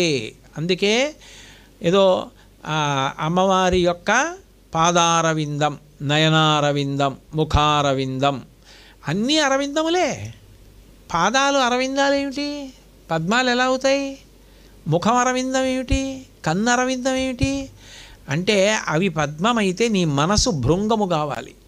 5 ఇంద్రియములు, మనసు, 6 కాళ్లతో నువ్వు తుమ్మెదవై అమ్మవారి పాదములలో ఉన్న మకరందపానం చేయమని గుర్తు ధ్యానం చేసి. అంబుజోదర దివ్య పాదారవింద చింతనామృత పాన విశేష మత్త చిత్తమేరీతి ఇతర విషయంబు చేర నేర్చు వినుత గుణశీల మాటలు వేయునేల మత్త చిత్తము మైమరపు. ఆ సంతోషం, ఆనందం కలగాలి. అంటే నిజానికి ఆమె ఉద్ధరణ కొరకు తీసుకున్న రూపం అది. కాబట్టి అందులో ఆమె శక్తియే ప్రకటనమవుతోంది. మీరు ఒకటి ఆలోచించండి, ఆమె పట్టుకున్నటువంటి పాశము మామూలుగా కట్టే పాశం కాదది. అది మామూలు రాగం. అంటే బాహ్యంలో ఉండేటటువంటి రాగం బంధనానికి కారణం. ఆమె వేస్తే భక్తి పాశం. ఇప్పుడు అది పాశం అలా అయిందా, ఆమె శక్తి వల్ల అలా అయిందా? ఆమె శక్తి వల్ల అలా అయింది ఆ పాశం. అంతేగాని అది మామూలు తాడైతే దానికి ఆ శక్తి ఎక్కడ ఉంటుంది? ఆమె శక్తి వలన ఆ తాడు ఆవిడ వేస్తే భక్తి కలుగుతుంది. అప్పుడు అది భక్తి పాశమై వేస్తుంది ఆవిడ. అంటే ఆవిడ శక్తి ఆ పాశంలో భక్తిగా ప్రసరించింది. ఆవిడ అంకుశం పట్టుకుందనుకోండి, ఏనుగుల్ని లొంగదీయడానికి కాదు, కోపం లొంగడానికి పనికొస్తుంది. అంటే ఇప్పుడు ఆ అంకుశానికి ఉందా శక్తి? ఆమె శక్తి అలా ఉందా? ఆమె శక్తియే అలా ఉంది. అది నిజానికి ఆయుధ శక్తి కాదు, ఆయుధమునందు ఆ శక్తి ఆమె అట్లా ప్రవేశపెట్టి అనుగ్రహిస్తోంది. నీకేం కావాలో అప్పుడు దాన్ని ఆ ధ్యానము ద్వారా పొందుతున్నావు. అప్పుడు ఆమె యొక్క అంగ ప్రత్యంగములతో ఒక రూపము ఏర్పడడం ఎవరి కోసం? మన ఉద్ధరణ కోసం. ఏది ఆధారము లేకపోతే ధ్యానం చేయలేరనో రూపం తీసుకుంది ఆవిడ. లేకపోతే ప్రేమకి రూపం ఏమిటి? రూపంలో ప్రేమ ఉంటుంది కానీ ప్రేమ నీకు కనపడదు, రూపం కనపడుతుంది అంతే. ఆయన ప్రేమైకమూర్తి అంటారు అంతే. ఆయన చూసినప్పుడు ఆయనలో ప్రేమ మీకు అనుభవంలోకి వస్తుంది. అంతేగాని ఆయనలో ప్రేమను చూపించండి అంటే చూపించలేరు. కానీ ప్రేమే రూపం తీసుకుని ఎదురుగుండా వస్తే అమ్మవారైంది. అప్పుడు ఆ ప్రేమ ఎటువంటి ప్రేమ అంటే మీరు ఆమె వైపు చూస్తే ఆమె కరగించి తనలో కలిపేసుకుంటుంది. అది ఆ అవయవముల యొక్క పొందికకున్న గొప్పతనం. అది ఎప్పటికీ అలాగే ఉంటుంది. అది ఒకనాడు ఉన్నది ఈనాడు లేదన్న మాట ఏమి ఉండదు. ఎప్పటికీ అలాగే ఉంటుంది. ఎన్ని కోట్ల మంది ఉపాసన చేసినా అన్ని కోట్ల మందిని తనలో కలుపుకోగలుగుతుంది. ఎవరు తెరేశారో వాళ్ళే తెరదీయాలి. సాధారణంగా లోకంలో చూడండి, తెర వెయ్యండి అని ఒకళ్ళని అన్నాను అనుకోండి, వాళ్ళనే తెర తీయండి అంటాం. ఎందుకో తెలుసా? ఒకటి తెరేసాడు అనుకోండి, ఆయనకి ఒక విషయం తెలుస్తుంది. ఈ తెర వేసినప్పుడు పట్టుకుని జర్రం లాక్కొచ్చేస్తే ఆ పైన ఊచ ఊడి కింద పడిపోతుందని. ఆ వేసిన వాడికి ఆ ఎంత మెల్లగా ఎంత వేగంగా వేస్తే అది బాగా చక్కగా వస్తుందో, అంతకన్నా వేగంగా వేస్తే ఊచ ఊడి పడిపోతుందో వేసిన వాడికి తెలుసు. అందుకని వేసిన వాడే తీసినవాడు అవుతాడు. అమ్మవారే మాయా అన్న తెరని దింపింది, ఆవిడే మాయా అన్న తెరని ఎత్తేయాలి. అందుకని ఈ రూపంతో వచ్చింది. కాబట్టి యవ్వనవన సారంగీం, అంత గొప్ప తల్లి నువ్వు. సారాణ్యంగానియస్య సహ సారంగ, అందుకని అటువంటి అవయవముల పొందికతో ఉన్నటువంటి తల్లి యవ్వనవన సారంగీం. అదే పక్క శ్లోకంలో అయితే ఏమంటారు ఆ తల్లిని? మిథ్యా దృష్టాంత మధ్య భాగం తం మాత. మిథ్యా దృష్టాంత అంటే మిథ్యా అంటే లేదు, అదో విచిత్రం. లేదని ఎలా తెలిసింది అంటే లేదని తెలుసుకునేవాడోడు అక్కడ లేదని చెప్పినవాడోడు ఉన్నాడు. ఇప్పుడు ఎవరో మా ఇంటికి వచ్చారు నా కోసం, వచ్చి కోటేశ్వరారు అని నడిచారు. మా ఇంట్లో ఎవరో పనిచేసే పని పిల్ల అక్కడికి వెళ్ళింది. ఏమండి అని అడిగింది. కోటేశ్వరారు ఉన్నారా? లేరండి అయ్యగారు ఎక్కడికో వెళ్ళారు, ఇవాళ రారు, రేపు వస్తారు. ఆయన ఏం చేశాడు, 4 అడుగులు వేసి అక్కడ వాహనంలోకి వచ్చిన వాళ్ళ దగ్గరికి వెళ్ళి ఆయన లేరుట్రా అన్నాడు. ఆయన లేరుట్రా అన్న విషయం ఎలా తెలిసింది? ఆయన లేరన్నది చెప్పేవాళ్ళు ఒకళ్ళు ఉన్నారు అక్కడ. ఆ ఇంట్లో ఎవరు లేరుట. పోనీ అమ్మగారు ఉన్నారా అని అడిగాడు, ఎవరూ లేరు.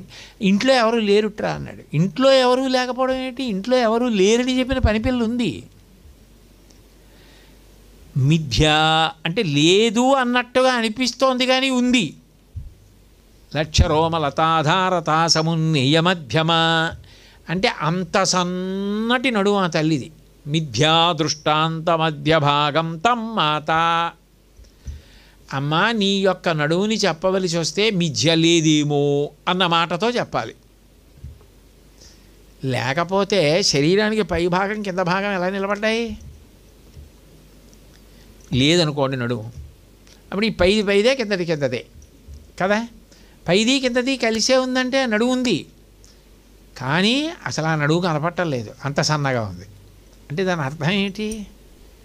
ఎందుకు ఆ మాట చెప్తారంటే అంత సన్న నడుమున్న తల్లి ఎక్కువ మంది బిడ్డలకు తేలికగా జన్మనివ్వగలిగినదై ఉంటుంది అని. ఇంతమంది బిడ్డల్ని అలా ఇస్తూనే ఉంది. ఎందుకు? ఆవిడ సరదా కోసం కాదు, మనని అనుగ్రహించడానికి. చేసిన పాపం ఉంది, పోవాలి. దుఃఖం రూపంలో పోవాలంటే శరీరం ఇవ్వాలి ఆవిడ. పుణ్యం పోతే కదా, పాపపుణ్యాలు పోతే కదా మోక్షం. పుణ్యం పోవాలి, సుఖంగా అనుభవించేయాలి, మళ్ళీ పుణ్యం చేసుకోవాలి, శరీరం కావాలి. మరి వీటి కోసం ఎవరివ్వాలి? ఆవిడే ఇవ్వాలి. అందుకని ఆవిడ మిథ్యాదృష్టాంత మధ్య భాగం తమ్మాత. ఇన్ని శరీరాలు ఇవ్వడం కారుణ్యం. ఇది విభావయే గౌరీం, ఇది భావన చెయ్యి. ఆవిడ నలుపు కాంతి ఏమిటో ఆవిడ ప్రేమ, ఆవిడ దయ నీకు అర్థమవుతోంది. అటువంటి ఆవిడ అక్కర్లేదు, ఊళ్ళో వాళ్ళందరూ కావాలంటే ఏంటిరా, ఆవిడ్ని కదా పట్టుకోవాలి.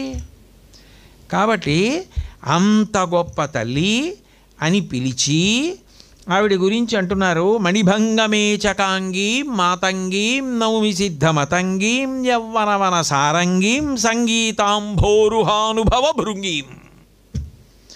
అదే పక్క శ్లోకంలోకి వెడితే మేషకమాసే చనకం మణిభంగమేచకాంగీం.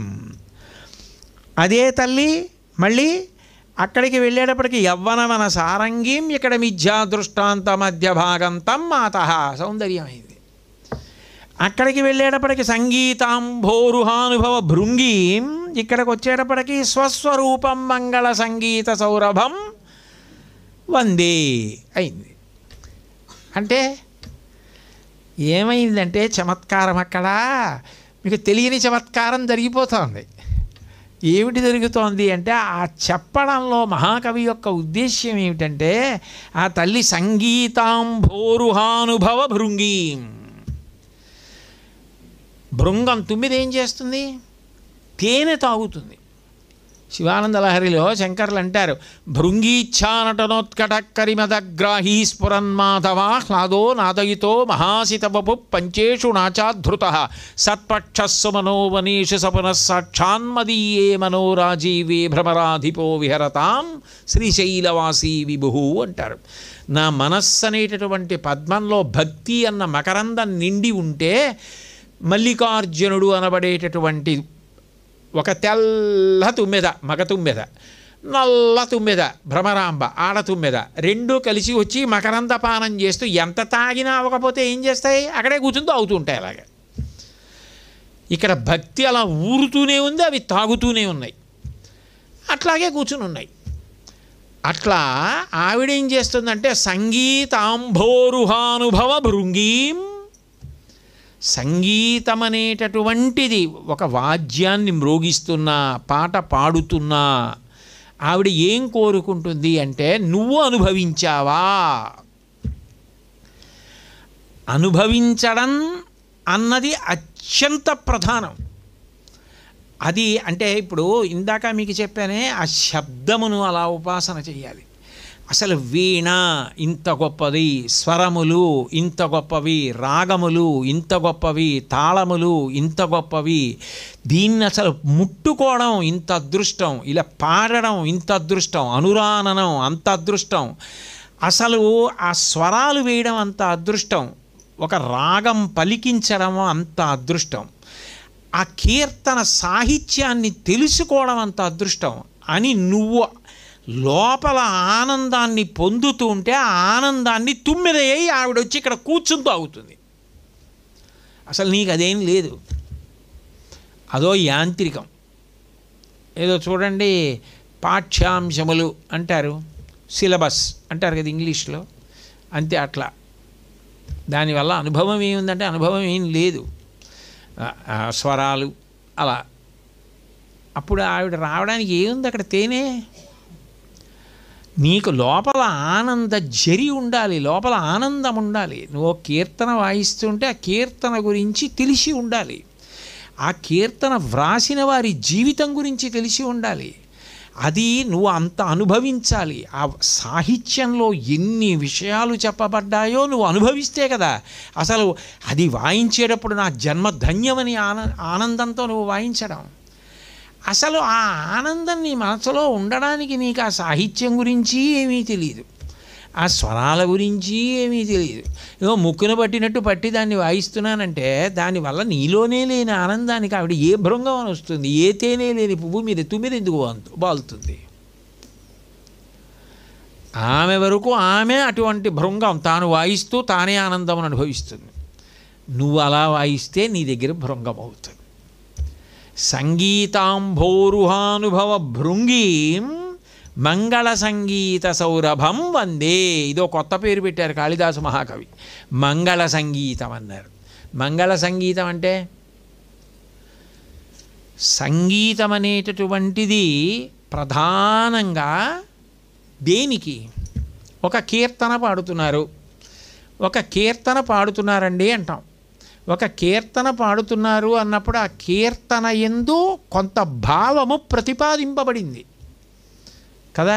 భావం లేకుండా కీర్తన ఎందుకు ఉంటుందండి? నాదతను మనిషం శంకరం అన్నారనుకోండి, అసలు నాదతను మనిషం శంకరం అంటే ఏమిటో తెలియనప్పుడు ఎక్కడైనా విరిచేయచ్చు, ఏమైనా పాడేయచ్చు, లేని దీర్ఘాలు పెట్టేయచ్చు, ఉన్న దీర్ఘాలు తీసేయచ్చు, అక్షరాలను ఎలా అయినా విరిచేసుకోవచ్చు, విరిచేసుకుని సంగీతానికి ఉపయుక్తమని చెప్పేసుకోవచ్చు.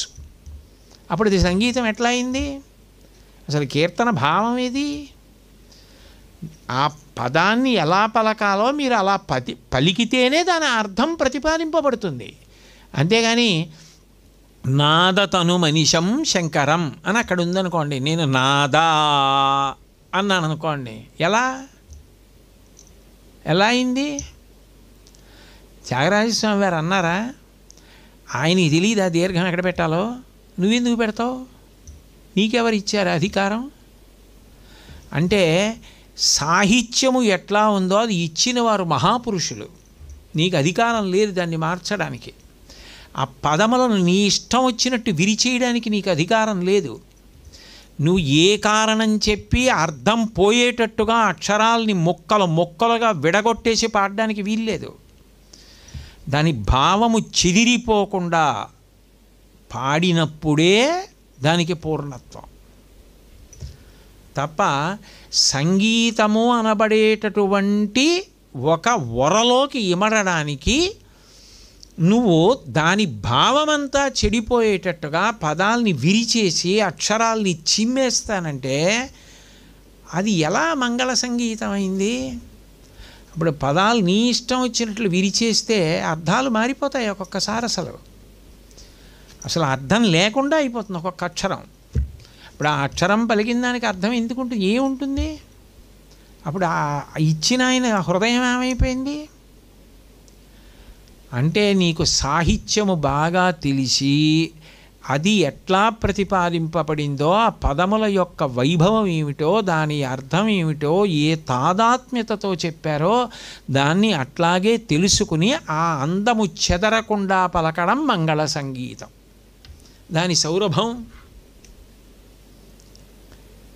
అవతల వారు వింటున్నప్పుడు వారి మనసులో కలిగిన శాంతి, వారికి కలిగిన బోధ, వారి మనసులో కలిగినటువంటి ప్రచోదనం, మంచి భావాలు కలిగి మంచి విషయాల వైపుకి వారు నడవడమే దాని సౌరభం. మీరు కీర్తన పాడారు, అవతల వారిని అడిగారు ఏం కీర్తన పాడారని. వారు చెప్పారు కదండి, అదేదో మొదలు చెప్పారు కదా, అదే అర్థమైందండి నాకు అన్నాడు. అంతే, అదే అర్థమైంది ఆ కీర్తనలో. మొదలు ఏం చెప్పారో మొదలొకటే అర్థమైంది, తర్వాత ఆ కీర్తనలో ఒక్క అక్షరం అర్థమైతే ఒట్టన్నాడు. పాడలేదా అంటే చాలా బాగా పాడారు, నేను క్షమింపబడేదనుగాక. ఎవరికి పనికి వచ్చింది అది? ఏమర్థమైంది? ఆ కీర్తన చేసిన ఆయన అందుక చేసింది. ఆయన ఆ కీర్తన ద్వారా చెప్తున్నారేదో సమాజానికి. ఆయన పరవశించి చెప్పుకున్నది త్యాగరాజస్వామి, పరవశించి చెప్పారు దీక్షితారు వారు, పరవశించి చెప్పారు శ్యామశాస్త్రి గారు. అసలు అర్థమైంది, ఏమర్థమైంది విన్నవాడికి? ఇలా ఇలా అంటూ పక్క వాయిద్యాలు పెంచేసుకొని అక్షరాల్ని చిమ్మెవతల పారేసి కీర్తనలు పాడతానంటే దాని సాహిత్యం ఎట్లా ప్రతిపాదింపబడుతుంది? అంటే నేను ఇది ఎవరిని ఉద్దేశించి చెప్తున్నానంటే నా బోటిగాడు కీర్తన పాడితే అలా ఉంటుందని. నేను సంగీతం నేర్చుకుని పాడే వాళ్ళని నేను అంటలేదు, వాళ్ళు బాగా పాడతారు, వాళ్ళని ఎందుకంటాను? వాళ్ళని అనగలిగినంత సాహసం నాకెందుకు? అంటే మంగళ సంగీతం అంటే దాని విలువ తెలుసుకునేది పాడవకుండా జాగ్రత్తగా ఉంచుట. ఒక శంఖం చాలా గొప్పది, కానీ మీరు దాన్ని సరిగ్గా పట్టుకుని సరిగ్గా ఉంచకపోతే కింద పడి పగులుతుందా, పగలదా? మీరు జాగ్రత్తగా పట్టుకోవాలి, అది మంగళ వస్తువు. అప్పుడు ఆ శంఖం వలన ప్రయోజనం. సంగీతాన్ని సంగీతంగా పట్టుకోగలిగితే దాని సౌరభం నీకే కాదు పక్కవారికి కూడా. మెడలో మంచి పూలదండ వేసుకున్నారనుకోండి, ఆయనకేనా వాసన? పక్కన కూర్చున్న వాళ్ళకి వాసన వస్తుంది. అట్లా సంగీతం పాడగలిగితే నీకే కాదు, అట్లా వీణ వాయించగలిగితే వాయించిన వారికే కాదు, ఇంట్లో వారికే కాదు, అందరికీ కూడా శాంతి. మంగళ సంగీత సౌరభమే సంగీత మాతృక. అంత గొప్ప తల్లి. కాబట్టి ఆవిడ ఏం చేస్తుంటుంది అంటే ఆ తేనె తాగుతూ ఉంటుంది. సంగీతాంభోరుహానుభవ భృంగీం మంగళ సంగీత సౌరభం వందే. అటువంటి సౌరభస్వరూపమైన తల్లి నీకు నమస్కరిస్తున్నాను. ఇప్పుడు 2 శ్లోకాలు కలిసిపోయాయి, చివరివి కలిసిపోయితే ఏమైంది? 9 రత్మణులు పూర్తయిపోయాయి. ఇప్పుడు 9 మణులతోటి నవరత్నమాల్యమేతద్రచితం, 9 మణులతో నేను మాల అల్లాను. ఇది ఎవరికి? మాతంగ కనకాభరణం, చెక్కు చెదరని బంగారు ఆభరణం అమ్మవారి మెడలో వేశాను. ఇప్పుడు ఈ ఆభరణానికి ఆవిడ సంతోషిస్తుంది. ఇది సృష్టిలోని బంగారు ఆభరణం కాదు, ఇది కాళిదాస మహాకవి చేత అల్లబడిన ఆభరణం. ఈ పరవశంతో నువ్వు ఇది చదివినా చాలు, నువ్వు ధ్యానం చేసి అనుభవించినా చాలు, నీకు వినపడుతున్నాయి వీణలు, నువ్వు వాయిస్తున్నావు వీణలు, అమ్మవారు వాయిస్తున్న వీణ చూస్తున్నావు, అమ్మవారు వాయిస్తున్న వీణ వింటున్నావు, సంగీత గౌరవం ఏమిటో నీకు అర్థమైంది. ఇది చాలా ఆవిడ పొంగిపోతుంది. కాబట్టి నవరత్నమాల్యమేతద్రచితం మాతంగ కనకాభరణం యప్పటతి భక్తియుక్త. ఆ భక్తితో దీంట్లో విషయాన్ని మనం తెలుసుకుందామని ఎవడు ప్రయత్నించి ఆ వినయంతో చదువుతున్నాడో, వింటున్నాడో, తెలుసుకుంటున్నాడో సభవేత్ వాగీశ్వర సాక్షాత్, వాక్కులకు ఈశ్వరత్వమును పొందుతున్నాడు. భాష మీద ప్రభుత్వం, అట్లా మాట్లాడగలిగినటువంటి అధికారం సాక్షాత్ వాగ్దేవి అయినటువంటి పరదేవత అనుగ్రహించుచున్నది. నవరత్నమాల పరిసమాప్తం. పూర్తి చేసిందిగా అమ్మవారు. ఆశ్చర్యపోవడానికి ఏముంది? మరి ముందు శ్లోకంలో వీణారవానుషంగం వికసమదామోద మాధురీ భృంగం మణిభంగ మేచకాంగీ మేచక మాసేచనకం, అందులో నలుపు రంగు ఇందులో నలుపు రంగుతో కలిసిపోయింది. మాతంగీం నముసిద్ధమతంగీం యవ్వనవన సారంగీం మిథ్యాదృష్టాంత మధ్య భాగం తం మాతః సంగీతాంభోరుహానుభవ భృంగీం మంగళ సంగీత సౌరభం వందే. నవరత్నమాల్యమేతద్రచితం మాతంగ కనకాభరణం యప్పటతి భక్తియుక్త సభవేత్ వాగీశ్వర సాక్షాత్. మంగళాశాసనపరై మదాచార్య పురోగమై సర్వైశ్చ పూర్వైరాచార్యై సత్కృతాయాస్తు మంగళం. మంగళం కోసలేంద్రాయ మహనీయ గుణాత్మనే చక్రవర్తి తనూజాయ సర్వభౌమాయ మంగళం. ఉమాకాంతాయ కాంతాయ కామితార్థప్రదాయిని శ్రీగిరీశాయ దేవాయ మలినాథాయ మంగళం. సర్వం శ్రీ ఉమామహేశ్వర పరబ్రహ్మార్పణమస్తు. స్వస్తి.